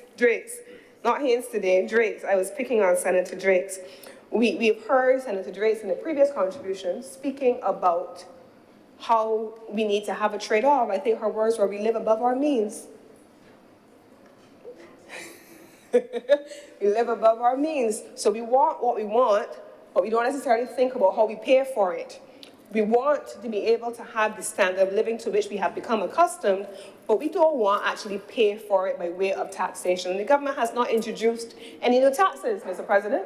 I remember standing in this very place a few months ago in March, right after the budgetary statements, and saying that there were those who had Barbadians on edge, talking about more new taxes are about to come, more new taxes are about to come. Government got to introduce new taxes because they got to raise more money, Mr. President. And then when the new taxes didn't come, what about this? They shifted the conversation. It was something else completely. The government didn't raise new taxes, Mr. President, but the government still has to be able to pay for and support the lifestyle to which all of us have become accustomed and the standard of living that Barbados is known for. The standard of living has a cost attached to it, Mr. President, and what these BOSS bonds are designed to do is to ensure that we are able to finance that quality of life to which we are accustomed and which we deserve as a people can come from our own people. Now, there are two specific clauses within this, Mr. President, that I want to make my final remarks on. I spoke about confidence in my first point, and I made reference to all of the external things that happened to us over which we did not have control. One of them was a natural disaster, Mr. President, and one was a pandemic. We had no control over either of those two things. And so you now have included in the measure before us, in the bill before us, at sections 9A and B into the Act of 2022 to have it amended to have a natural disaster deferment in the first instance or a pandemic event deferment. And what does that mean, Mr. President? It simply means, in summary, and I'm going to put it in very simple terms because I don't want to be fancy, and since I myself have already acknowledged I am not the expert, I don't want to try to make it sound complicated, but the simple way of defining what we have before us, Mr. President, is that in the event that there is a natural disaster or there's a pandemic, that you are able to have a deferment in the repayment of certain elements of your obligations in order to allow for what this government is known for, spending on its people to allow us to recover. And that is what happened, Mr. President, during the pandemic. We increased social spending to allow for healthcare investments, to allow for the protection of our people, and we did the same thing with Hurricane Elsa, we did the same thing with the freak storm, and we did the same thing in the volcano as well. And so that allows for the government to make sure that we prioritize people. Now, Mr. President, the final thing that I want to say is specific to this, and it really is an appeal. Honestly, it is an appeal. It's an appeal. I'm trying to find the best way, Mr. President, to frame this. One of the things that I disliked most, there were a lot of things that troubled me during the period of 2008 to 2018. But one of those things that troubled me, that perhaps is at the top of my list, was what I described as the dumbing down of the conversation. I called it the dumbing down of the conversation. People talked to Barbadians as though they thought Barbadians were foolish people, but we're not. Barbadians are not foolish people. Barbadians see things in ways that we have to give them credit for. And so we could see something in front of us, Mr. President, and we may not be the expert in it, and we may not know all of the details of it, but instinctively we have a sense of what is happening. And so when we heard officials saying that the sky was pink and we could see it blue, that used to upset me. I remember there was an economics lecturer, he was an economist, that was his skill, who spoke at a Chamber of Commerce meeting one day at the Hilton, 1 year at the Hilton. And he was one of the first people I remember who sounded the alarm that we had. I remember his words: we did not have an economic problem, we had a fiscal problem. That was what he said, we had a fiscal problem. And he got mauled every which way by the officials of the then government. We didn't have a problem, there's nothing wrong with our fiscal management, but we could see it, and every institution globally was saying the same thing. But they mauled him, Mr. President. We now have a country that the officials are saying our fiscal management is sound. There's confidence in the Barbados economy. And the independent commentators who are experts in their own right internationally are affirming that view. So sometimes if I feel as though I don't know the answer to everything, I sometimes have to depend on the international experts who are competent, and I have to depend on those who are able to see the full portrait. So I am confident, having said that, Mr. President, that this administration has been open, it has been transparent. All the loan contracts that we have had have been laid. When I stand up as leader of government business, Mr. President, on a morning, and I open and I go under items of which to give notice, and I am commanded to lay the following documents, Mr. President, all of the items that people are demanding in the public space to see are laid in this parliament. In the lower house, they're laid, in the other place, they're laid, and they're laid up here. So there's no need for the grandstanding in public to make Barbadians feel as though you're doing something when you can go online to parliament.org and find what you say you want to see. It is there, Mr. President. Every loan contract is there. So you can see what the government has done. You can see the terms under which government has done it. And we have not attempted to tell you it is something other than what you can see. That is how we have governed, Mr. President. And so I am confident that these bonds that we are now coming to this honorable chamber to present this bill on, which will allow for the deferment of payment of the amortizations and interest due on the bonds under the circumstances which I have just outlined, a natural disaster or a pandemic event, to allow for that social spending to take place, is entirely consistent with a government who has prioritized people, sound, prudent fiscal management, and the development of Barbados even through difficult circumstances. And so I promised I wasn't going to have an extensive discourse on this matter, but I do have the opportunity, of course, to respond in my closing to any queries or comments which have been raised during the course of other submissions from the honorable members of the Senate. And with these few words, Mr. President, I beg to move that this bill now be read a second time. Thank you, Senator Cummings. Senator Driggs.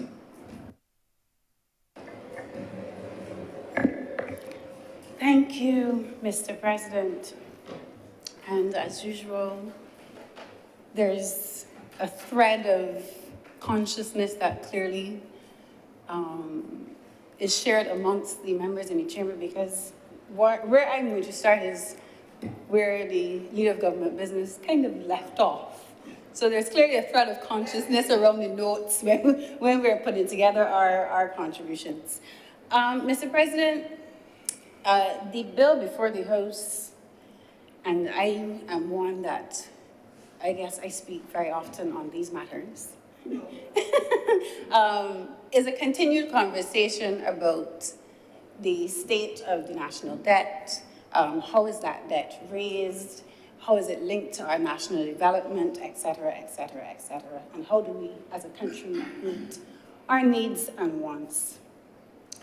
Mr. President, when I listen to a lot of the commentary in the public domain about our debt position, I am sometimes a bit frustrated at, and the leader of government business mentioned it somewhat just now in terms of the level of the conversation that we're having around the profile and the composition of the debt.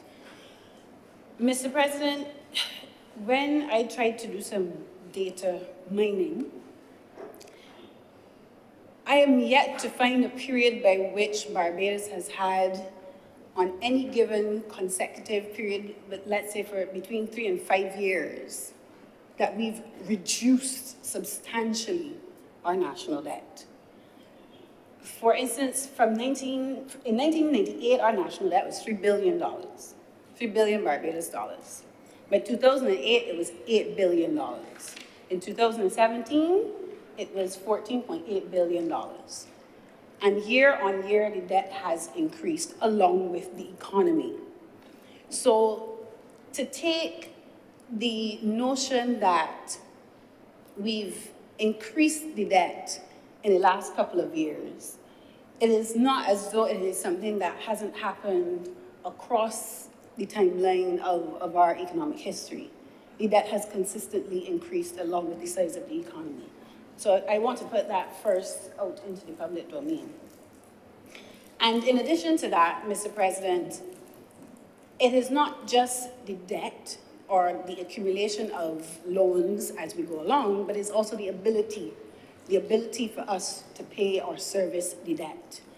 And that has implications then for the size of our tourism sector, how much foreign exchange we're earning, as well as our fiscal position as well, Mr. President, and how we're managing our fiscal affairs. Because we can have a situation where excessive expenditure is crowding out our ability to make debt service payments and vice versa, Mr. President.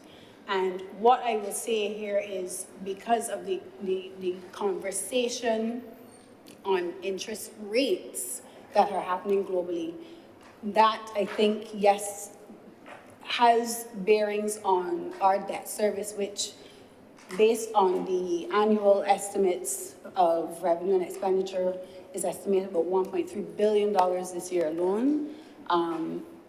How that is impacted based on the increasing costs of capital, that is something to be determined going forward. But clearly, that is also, yes, something to have a conversation about with the country. But what I find challenging sometimes when we have these discussions is, for instance, do we take a deep dive into the profile of our debt? Sometimes we gloss over it, but what really grabs the headlines and what's really spoken about in the media is the total sum of the debt. You know, the 14 billion. We had a back and forth, I think, a while back in the public domain about what was the real total national debt in 2017. Was it 17 billion or was it 14 billion, Mr. President? But I think more important to the total is the profile. Sometimes we forget about the profile of the debt. Is it mostly foreign? Is it from external sources? Is it domestic debt? Those two things have very different implications. Is it long-term debt or is it short-term debt, Mr. President?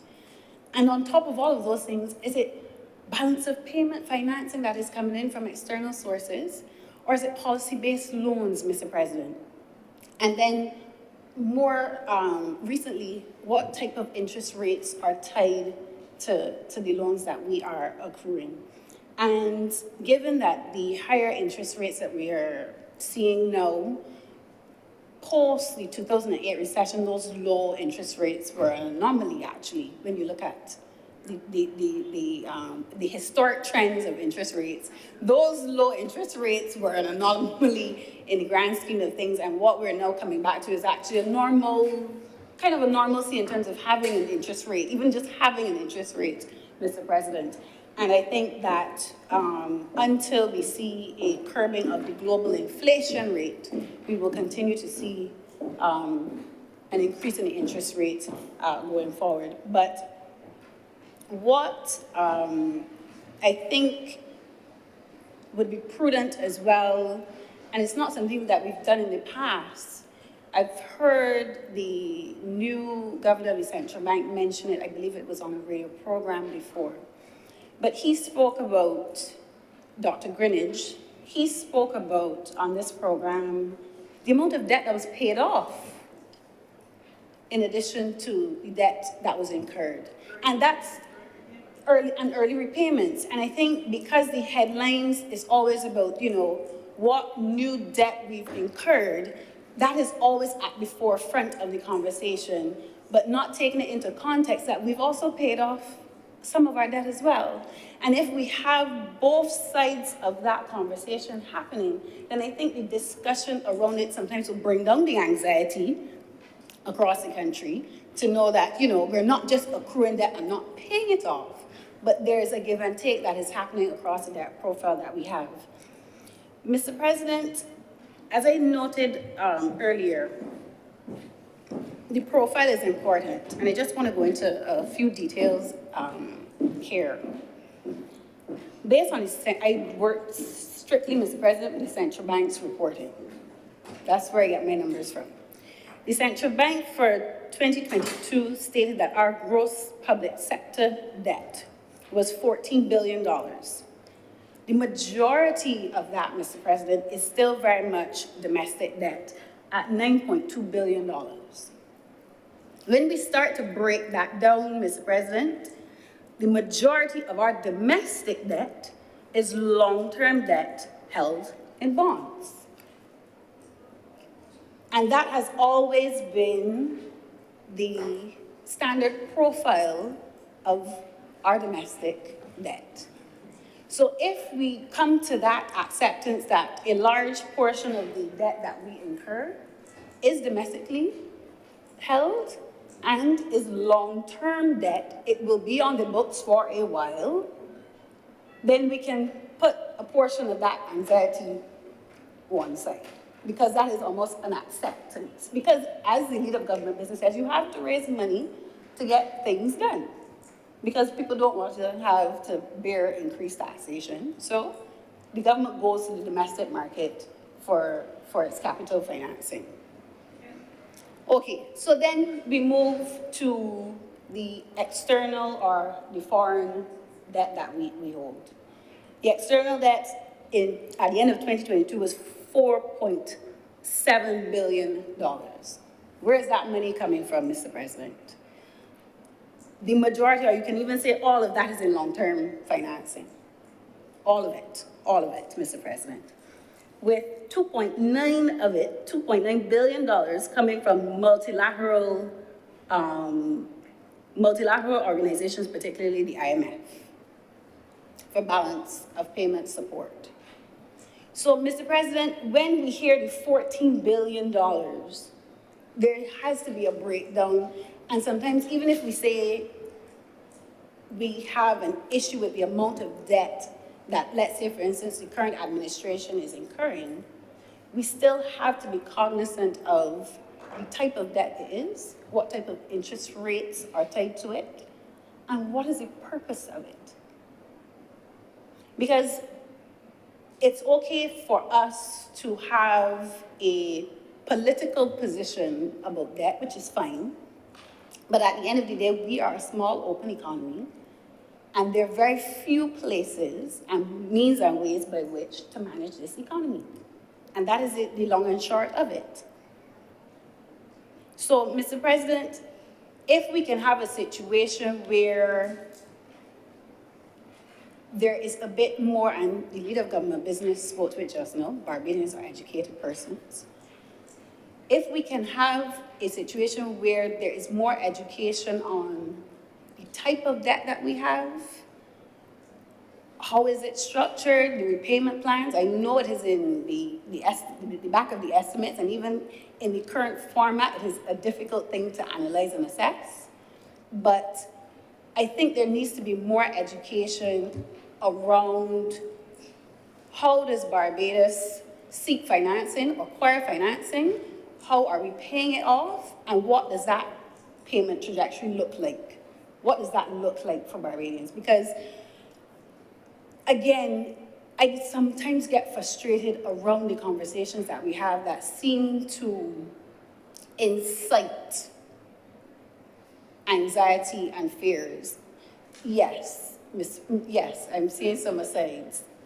But what is clear, Mr. President, is even when you have to speak truth to power, there's an honesty that has to happen.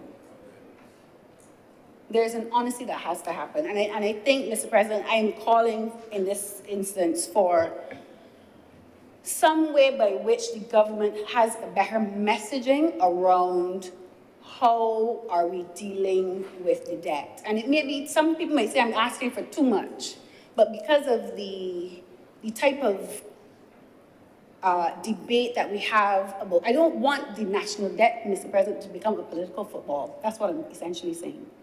If all of the information is out there and the government can show precisely where we are in terms of how we are managing our debt, how we are servicing the debt, because I thought it particularly instrumental when the governor of the central bank noted the amount of debt that we paid off in prepayment. And that's not something that is common knowledge. It's not something that's going to grab a headline, because I'm hearing asides, Mr. President. I'm hearing asides. And I think if that becomes a regular occurrence in reporting, that would help the conversation and elevate the conversation on how we deal with the national debt and what makes Barbadians comfortable in terms of, why the government have to go for another IMF loan. Mr. President. But, Mr. President, I want to speak on two matters in a more contextual framing. And I think it is important to be a part of the conversation. And the first one is something that we hear all the time, and it is that Barbados is not alone as it relates to having I don't want to call it a debt crisis, but it is a debt crisis. And I'll explain why and what this means. Some international experts are at the moment saying that there's a looming sovereign debt crisis and crisis bubble, they're calling it, Mr. President. There was a report by Standard & Poor's that came out recently, an article written called "The Global Debt Leverage is a Great Reset Coming," that was published on January the 13th, 2023. And that report spoke to how the profile of global debt has shifted in the last 20 years or so. Spoke levels that global debt has hit. We are now at globally $300 trillion. That's trillion with a T. And that translates, Mr. President, to each person across the globe owing $37,500 US dollars. But that is in comparison to global GDP, where the average income per person is only 12,000 US dollars. So we have a situation where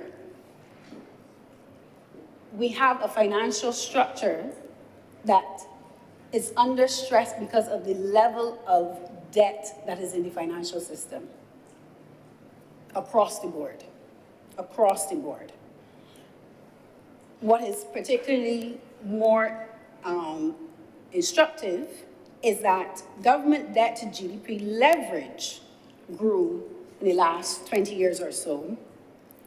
Between 2007 to 2022, government debt to GDP, Mr. President, increased by 76%, from 58% debt to GDP to 102%. So we see that the global debt that is building up is coming from sovereign debt, AKA national debt countries, Mr. President. On top of that, Mr. President, you have, as I noted earlier, the higher interest rates. Some are saying that the increase in the interest rates, Mr. President, if you assume that around 35% of that global debt is at a floating rate, means that there's $3 trillion more in interest expenses. So, yes, we can have our own debates around what is happening locally, and rightfully so, we should. But in the context of the global environment, Mr. President, Barbados is by far not unique to what is happening in the global financial system. Mr. President, this stress that is flowing through the financial system, the global financial system, is something that is worrying many, many persons. The Secretary General of UNCTAD stated recently, Rebecca Greenspan, stated that the world lacks an effective system to deal with debt. An independent sovereign debt authority that engages with creditor and debtor interests, both institutional and private, is urgently needed. And she made those remarks on the 2nd of February, 2023. So what we are seeing, Mr. President, is as the world becomes more uncertain, and we have to deal with a lot of the crises and the uncertainties, Mr. President, many countries are coming under strain as it relates to how do they meet their financial and social obligations. And what is happening is there is a call internationally for us to address the sovereign debt crisis that some believe is on the horizon. And how do we deal with it? Not just individual countries, developed nations versus developing nations. How do we deal with the debt that is circulating in our financial institutions globally, that is putting the global economic structure, Mr. President, under stress? Sir, and all of this is linked back to what I would say is the post-World War II experiment of capitalism and globalization. This is an experiment. What we are experiencing as a way of life and as a normality is not. This is what we know as, this hyper-consumer kind of lifestyle is something is very modern to humanity. And because that system is fed by the debt, because that's how we're living, we're borrowing from the future to supplement our current needs and wants and building up debt as we go along. So we can't just talk about the debt and what is happening in the financial institutions, but we have to also talk about the economic structure and how we produce, how we consume, and how all of these things are also then interlinked to the environmental crisis that we also have, climate change, which is also a byproduct of the economic system that we currently have, Mr. President. The second thing, Mr. President, I want to speak about in terms of emerging developments is what is being coined the faltering of the dominance of Western hegemony, or the influence, as you would know, speak of how the West dominates the global environment and geopolitics. And this move to what seems to be a multipolar world power, or world structure, I should say, Mr. President. And, Mr. President, we've seen how the war in Ukraine has been used by some nation states to make certain geopolitical moves. Oh yes, I'm getting to the BRICS. Certain geopolitical moves to signal to the world there's some new sheriffs in town. And they have their own way of what they believe how the world should work and who should call the shots. And these are the things that when we as a nation also have conversations about the debt, it can't just be from a very Washington-based viewpoint, because in another short 5 to 10 years, what we know as the international architecture, global architecture, could change very drastically, Mr. President. Sir, the BRICS countries, BRICS, Brazil, Russia, India, China, and South America. South Africa, Mr. President, are actively influencing and changing the international financial architecture. And there is a buzz around in relation to de-dollarization. And some may say, well, you know, that has been happening, you know, since the 1960s, and that is fine.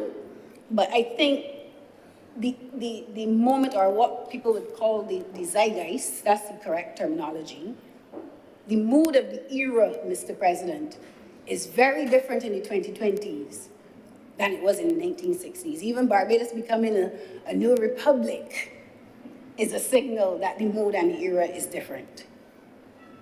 Sir, in an article titled, "A BRICS Currency Could Shake the Dollar's Dominance," found in Foreign Policy,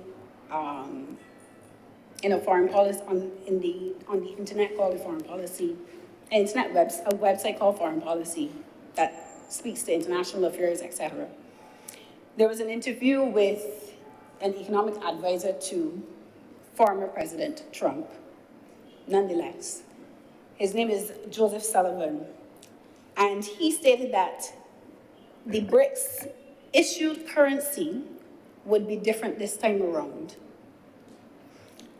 It would be like a new union of up-and-coming discontents who, on a scale of GDP, and this is the important part here, who on a scale of GDP now collectively outweigh not only the reigning hegemony, the United States, but the entire G7 put together. And that is the difference, Mr. President. You have a group of countries who by the size of their aggregate GDP are now surpassing what we have viewed as the dominant players in the global environment.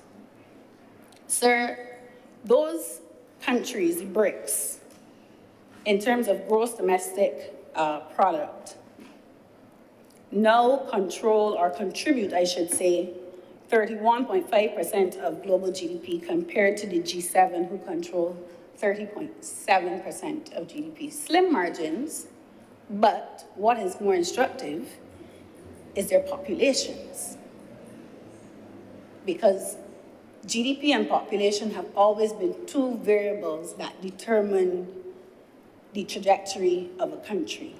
Hence why we're also having a conversation about the population of Barbados, Mr. President.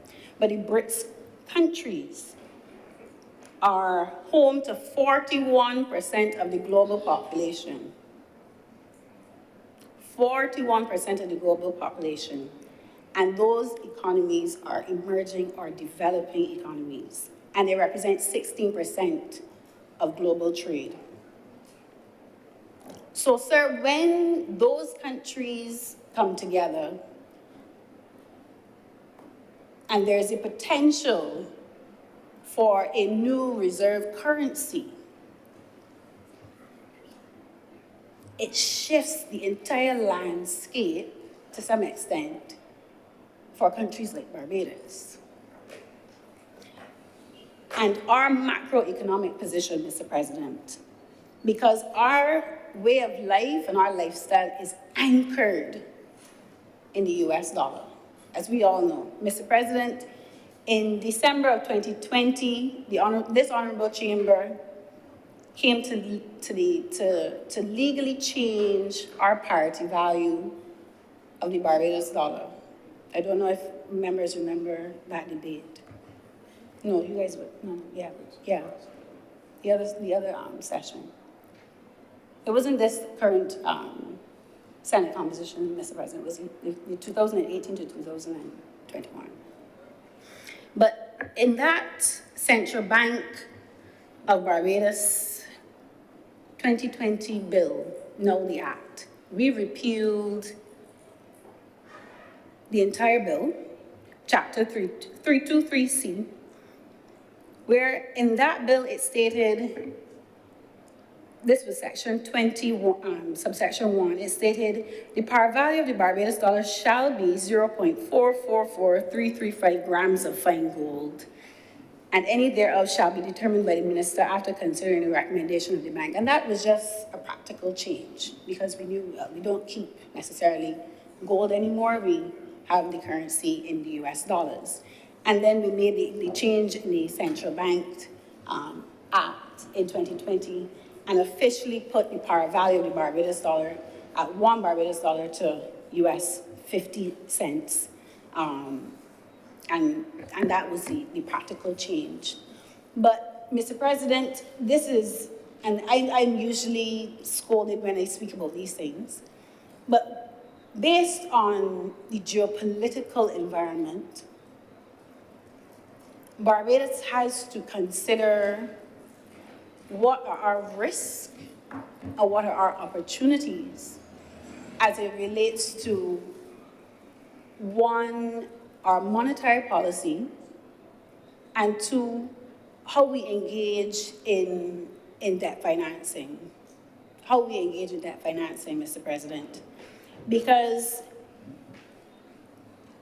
what we know as life now, sir, how?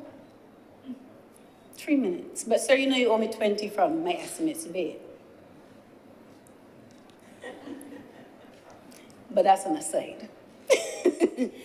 What we know as life now, Mr. President, based on what is happening geopolitically, and I always try to look ahead. I always try to look to the horizon on what is happening and how changes can affect very quickly. And we saw with the pandemic, there are these little emerging trends that pop up that sometimes have a cascading effect that we can never comprehend or, understand But sometimes if we look carefully at the moves that are being made, then we begin to understand there are certain scenarios that do not fit the business as usual, and they go outside of the norm.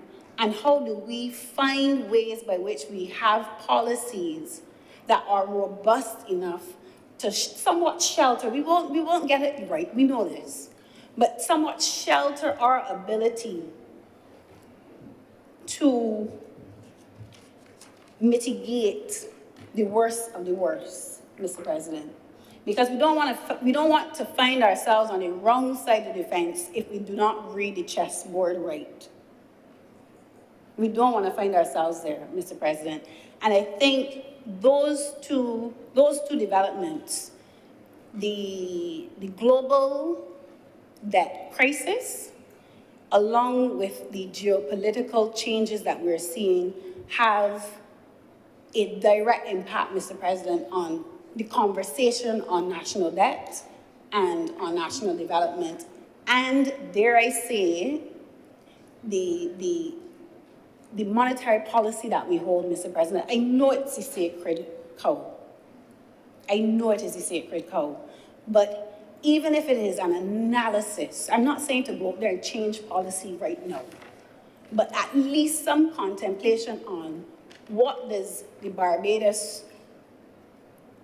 our monetary policy look like in an environment where the US or the Western hegemony no longer holds, Mr. President. And with those words, Mr. President, I'm obliged to you. Thank you very much, Senator Drake. Senator Dr. Hines.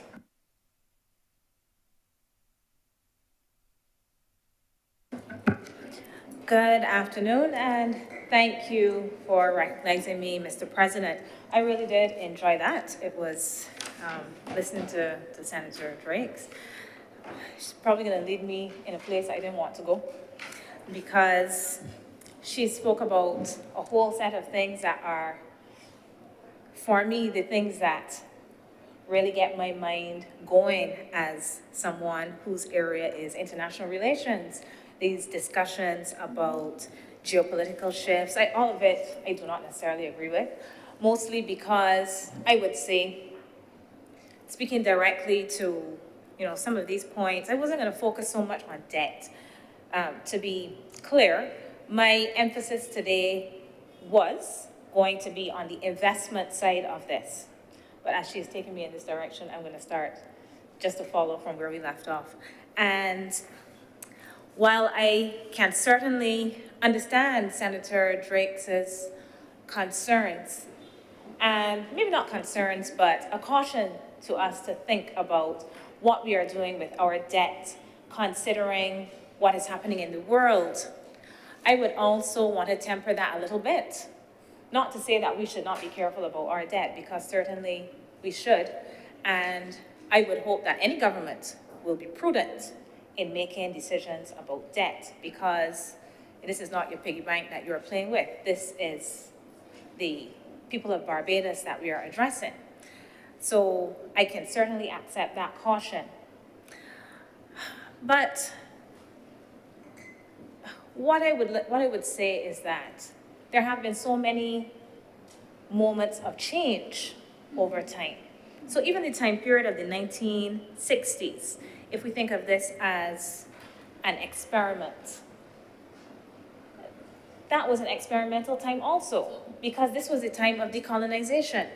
Barbados is now a republic, but at that point, before 1966, Barbados and most of this region and much of the world were still not sovereign states.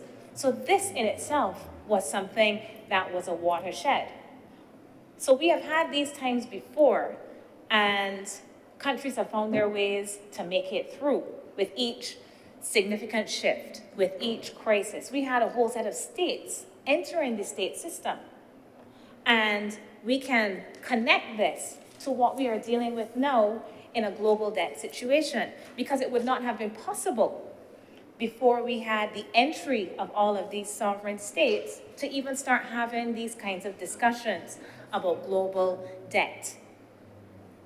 It would not have been possible. And we have had these discussions before about things like a new international economic order coming out of things such as the Bandung Conference in 1957, leading to the very creation, for instance, of the UNCTAD, of which Senator Drakes discussed. We had the end of the Cold War, which moved us from a bipolar world. And following the Second World War, we have the decline of a hegemonic power, the UK, and the rise of the US. So we've experienced this before. So states have to find ways to navigate these changes that are invariably going to occur with changes in technology, in the state system, in balance of power, etc. And considering this, it is my sincere hope that, as Senator Drake said, we will keep these things in mind when making decisions about how we pursue debt, considering all of the changes in the world. And I would say that I am somewhat satisfied, that the current administration is doing so. Because, and the reason I say so is because of things such as the Bridgetown Initiative, and I can see an awareness of this. What the decisions will be, I do not know, but I do think that these are not things to which, first of all, the public of Barbados are not ignorant of these things, because I have heard them, people like talking about the calling programs. People call the calling programs talking about de-dollarization. So the public is also aware of some of these things, and I would expect that those in positions of authority would be similarly aware when we are thinking about what we are doing with the debt, and people are still thinking about it. They're still talking about it, and I do not think that this discussion is going to go away anytime soon. But there we go. To my substantive contribution, and I really want to thank Senator Drakes again because I did enjoy that. I took notes and all. To my substantive contribution, as I said, I was specifically going to speak about the investment element of this. So we're dealing with BOSS Plus. This is an amendment too. So just to refresh my own memory and that of others in case required, BOSS Plus bonds. These were supposed to be, this was a vehicle available to the general public to invest and to facilitate the funding of development for Barbados. So, yes, we are talking about debt, obviously, but this debt was being facilitated through offering the general public the ability to invest. You're investing by basically lending money to the government of Barbados. And I refer to the parent legislation, which at 4.1 indicates that this is a vehicle for the general public to invest. We have semi-annual interest payments, and you could redeem your BOSS Plus bonds at par after 24 months. We have in the first schedule some information about these bonds. And this information includes that the life, 5 years, the interest rate, 4.5%. Again, that the interest is to be paid semi-annually. These are tradable on the secondary market. It's an early redemption feature, and these are protected bonds, protected from restructuring. Now we have this amendment. And this amendment, as the leader of government business explained to us, puts in place some provisions that restructure the bonds. That's what they do. So they don't say that you're not going to get your interest, that your interest is going to be cut, or that you will not receive your principal, but they restructure the bonds. Why do I say this? Because they put in place something that was not there previously, this feature of deferral. So when we're talking about restructuring, it is not just, restructuring can be that you change the interest rate. Restructuring can be that you make a determination on what you're going to do about repayment of principal, for instance. But restructuring can also generally be changing the terms. And this is a change in the terms. It is a change in the terms. I say this because if you go, these bonds were began to be issued from the 1st of September last year. The 1st of September last year, if you go on the Central Bank of Barbados' website, you will see a prospectus. So if Alicia, this fictional person, decided that she was going to purchase bonds September 2nd, she would go and get this prospectus. And it would say what the terms are for your investment.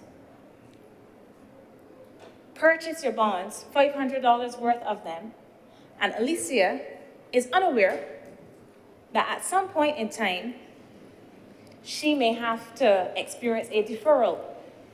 This is the prospectus that she has that you can find on the Central Bank of Barbados' website, issued this 1st of September 2022. It tells you what the maturity date is, 31st of August 2027.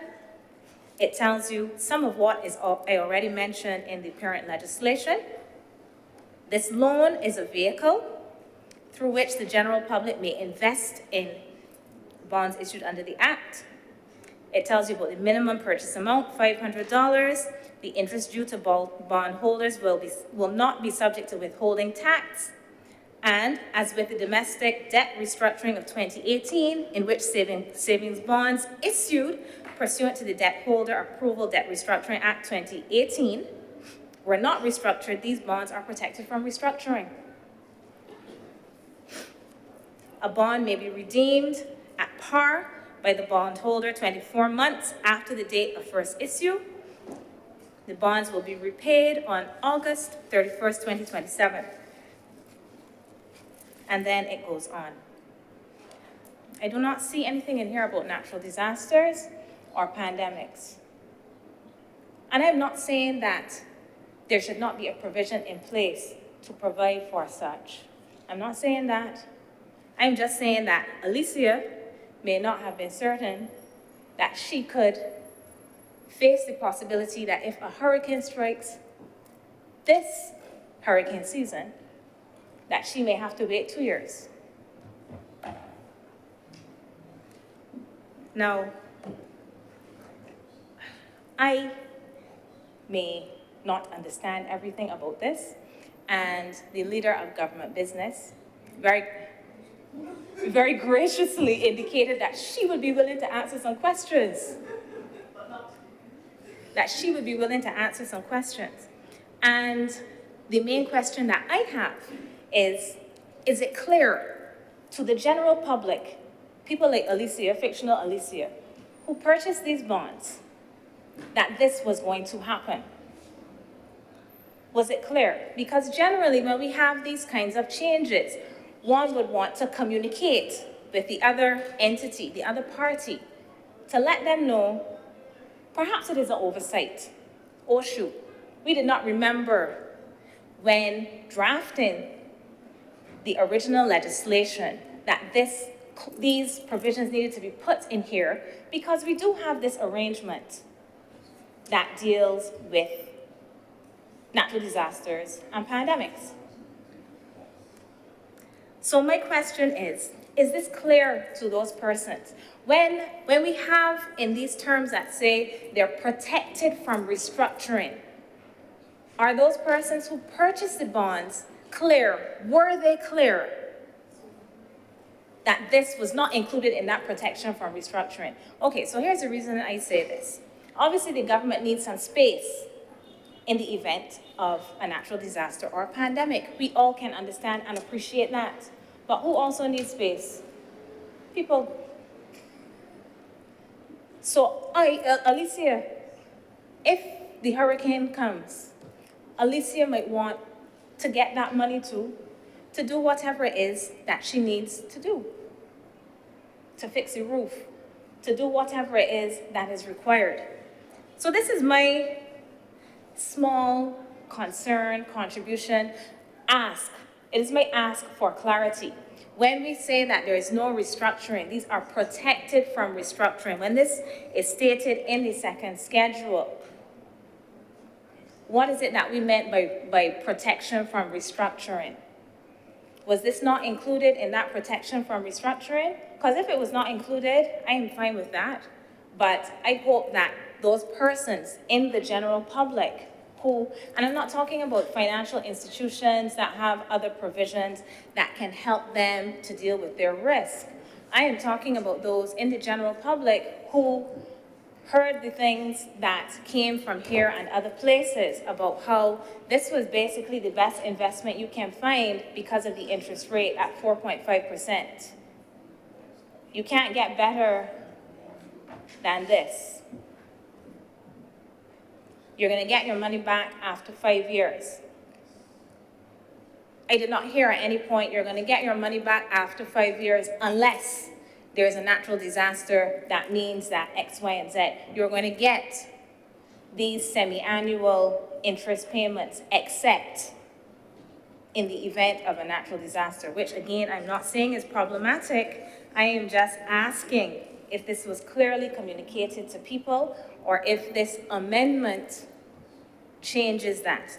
Now, I am aware, and I did attempt to pull down the legislation that deals with the, what's it called?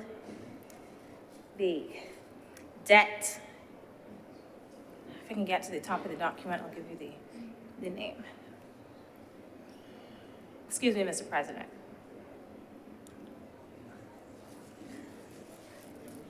So this legislation is the Debt Holder Approval of Debt Restructuring Act 2018.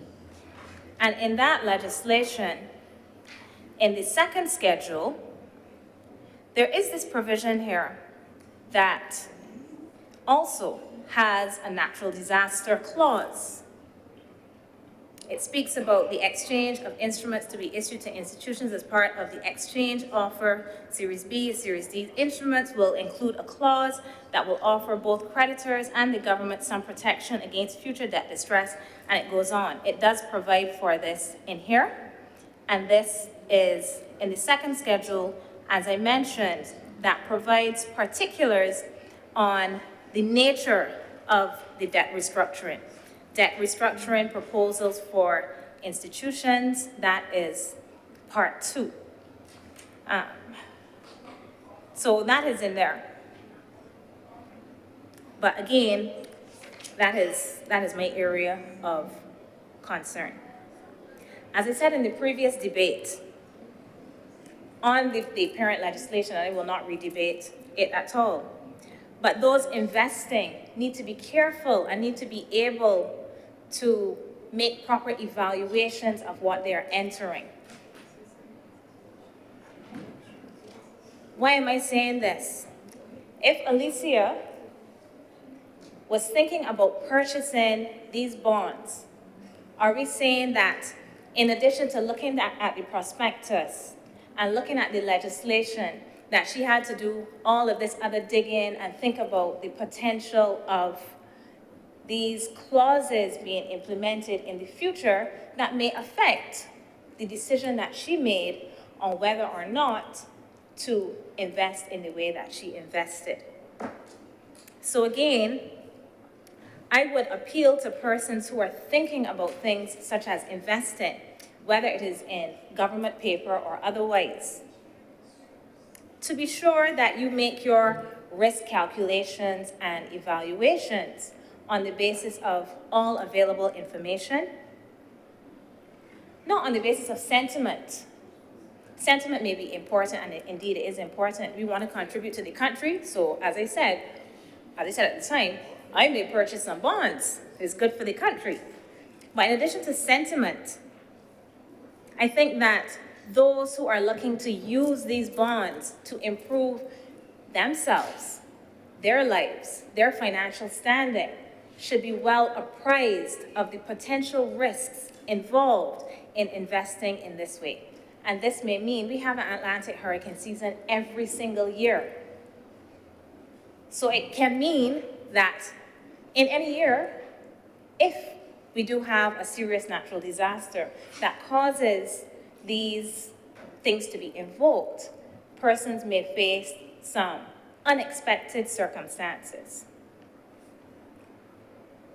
These are the things that I just ask that we reflect on, in addition to asking perhaps that maybe from this end, we are a little bit more careful in putting forward some of these pieces of legislation. Not to say that this is carelessness, but for the person that made the decision in September to purchase some of these bonds, they might feel a little irritated now to hear almost a year later that if there's a natural disaster in a couple of months, their expectations may not be met. So if this is an oversight and omission from the past, I would really want to implore those who are in positions to write some of these things to think about the implications of such actions. Clearly, those who are purchasing bonds from today onward will have an appreciation of what is involved. But those who went before, I don't know how they, persons such as Alicia, may feel about this. Mr. President, those are my brief words, and I thank you. Thank you very much, Senator Dr. Hines. The speakers, Senator Cummings. Thank you very much, Mr. President. I want to acknowledge the two honorable senators who have spoken before and to take due cognizance first of the comment made by Senator Dr. Drake, Emeritus, Honorable. I'm not even sure how we're christening her in this way, but Senator Drake spoke in great detail about many of the things that, like Dr. Hines, excite me as an international relations practitioner myself. So this is the kind of conversation that is important for us to evolve as we develop these national conversations on debt financing, development financing, global North versus global South relationships and the financing arrangements that go into that. And I think, Mr. President, Senator Drake spoke correctly, and we did not go into an elaboration of how that is being developed. We have, first of all, the Bridgetown Initiative, and that is something that came out of the leaders of the Global South in particular, and the leaders of the international financial institutions assembling here in Barbados last summer to be able to have a conversation. And I remember, Mr. President, I'm a little traumatized now about it, but I was not at that session, but I met the Deputy Secretary General of the United Nations, who was on Kadooment Day, because I was on the road in my costume, and I met her on that day with Prime Minister, and she stayed on for the balance of crop over. But they had come in, pardon? And they had come and had a ball, correct? And they came in and had these detailed conversations on the Bridgetown Initiative, which originated in those talks and has taken off globally, Mr. President. We have now the latest version of the Bridgetown Initiative, which is Bridgetown Initiative 2.0.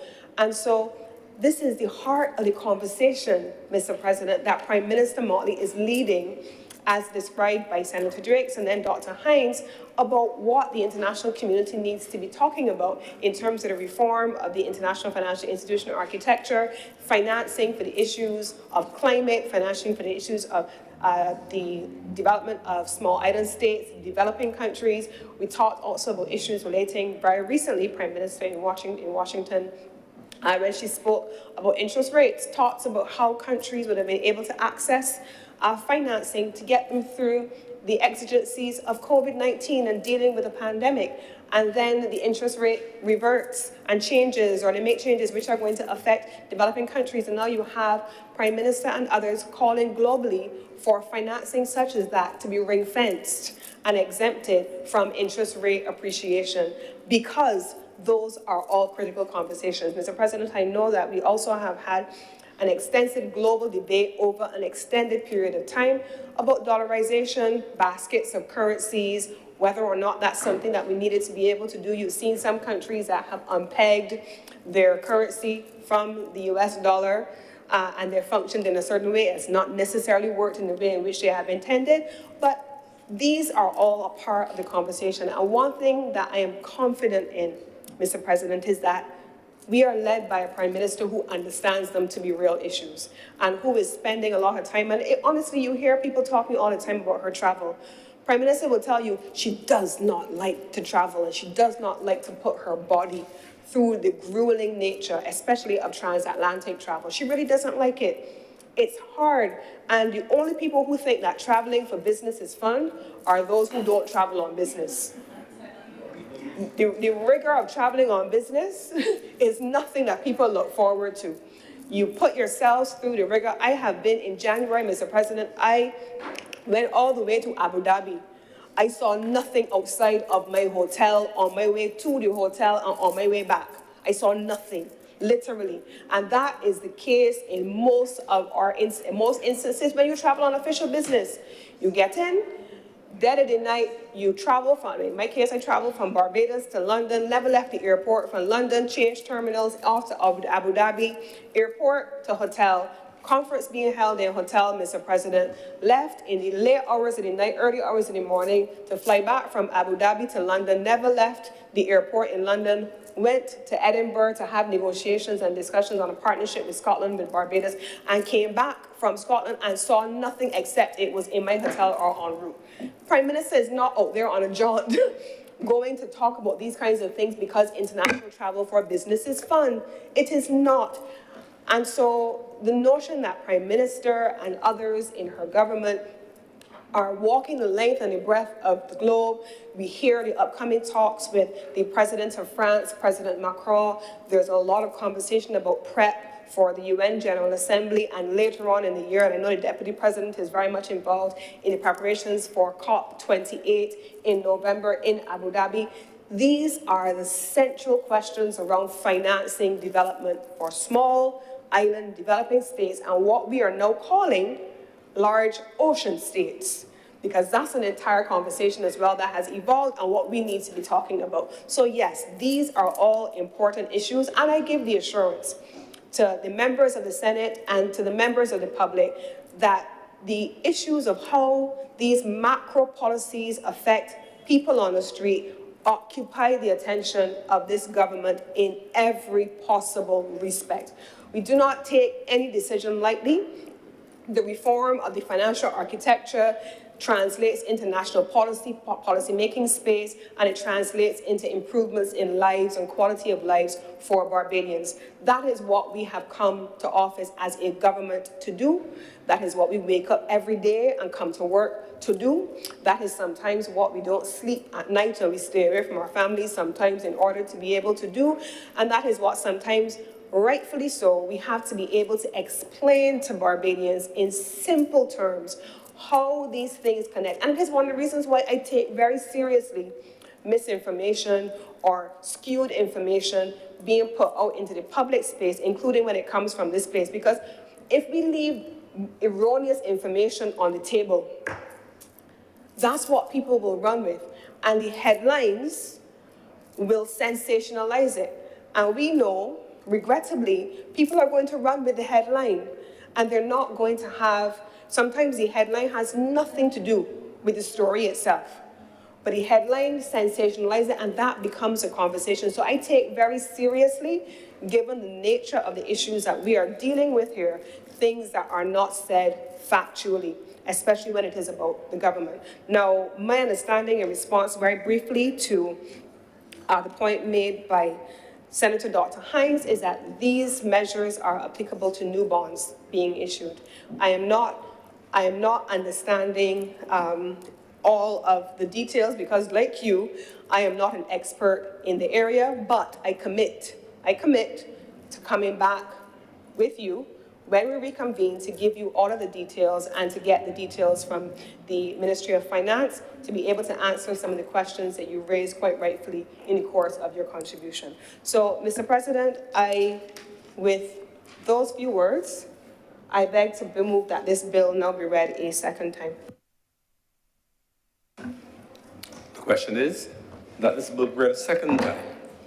Honorable senators in favor, please say aye. Aye. Those against, please say no. I think the ayes have it. Senator Cummings. Mr. President, I beg to move that Your Honor do now leave the chair and the Senate dissolve itself into a committee of the whole for further consideration of this bill. The question is that I do not leave the chair, and the Honourable Senate resolve as serve in the committee for further consideration of the bill. Honourable senators in favour, please say aye. Those against, please say no. Who thinks the ayes have it?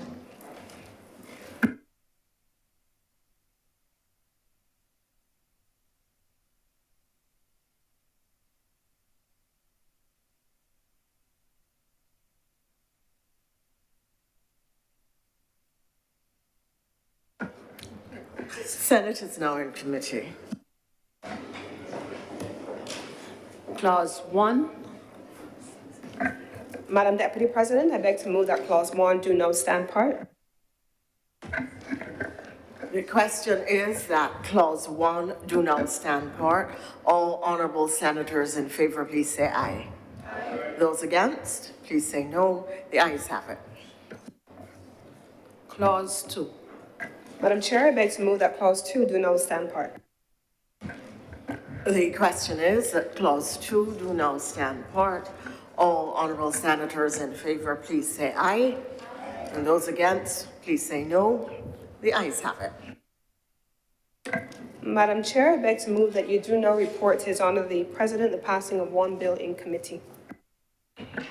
The question is that I do now report to His Honour the President the passing of one bill in committee. All those honourable senators in favour, please say aye. Aye. Those against, please say no. The ayes have it.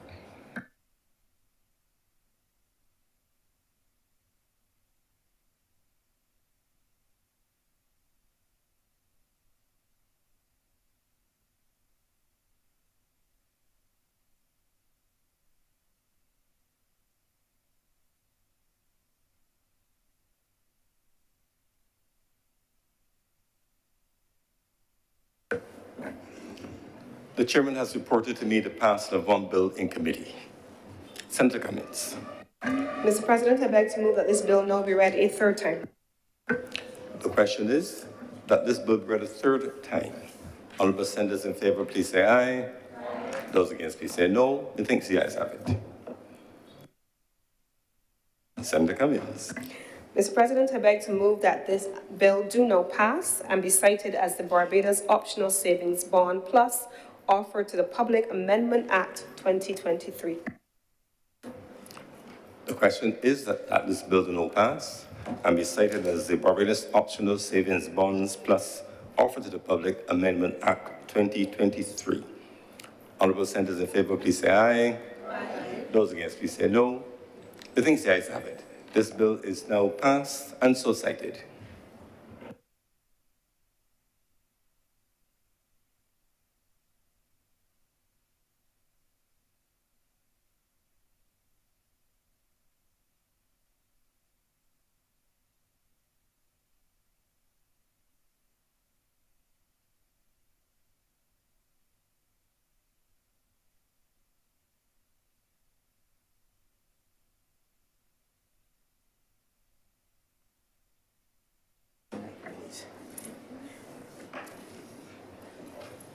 Mr. President, we could recommit reports from select committees.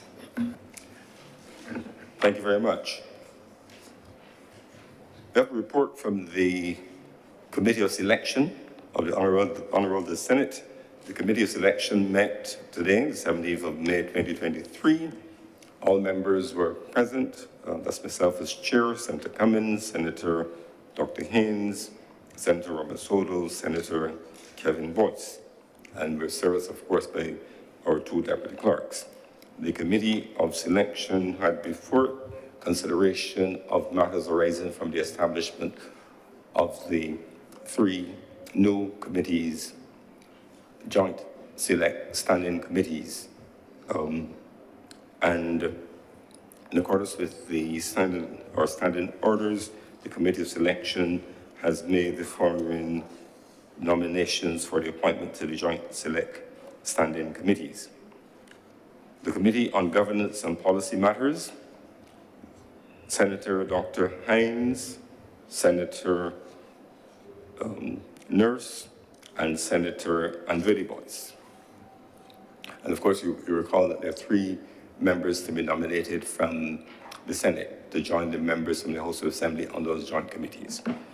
The Committee on Economic and Productive Sectors, Senator Malalu, Senator Drakes, and Senator Dr. Haynes. The Committee on Social Sector and the Environment, Senator Dr. Brathwaite, Senator Reverend Canon Dr. Rogers, and Senator King. That's the report of the Selection Committee in relation to the nominations which will go from the Honorable Senate to the Honorable House of Assembly for the full constitution of those committees.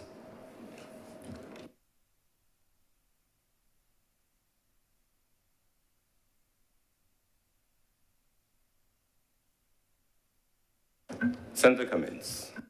Thank you very much, Mr. President. I want to first, before I get into the business that I stood for, I want to express my appreciation to all of those honorable senators who have agreed and stepped forward to serve on the newly appointed standing committees. Quite a bit of work is ahead of you, so I'm looking forward to the output of those committees. Mr. President, this is a part of the day that I know many have been dreading happen. I've moved to adjourn the sitting of the Senate for today, having come to the end of government business for today. And I beg to move that this sitting of the Senate be adjourned until May 24th at 11 a.m. Just before I put the question, just to note, of course, the clerks will now circulate the report of the committee selection by email. The question is that this sitting be adjourned until May 24th, 2023 at 11 a.m. Honorable senators in favor, please say aye. Aye. Those against, please say no. Meeting is the ayes have it. This sitting is therefore adjourned until Wednesday, May 24th, 2023 at 11 a.m.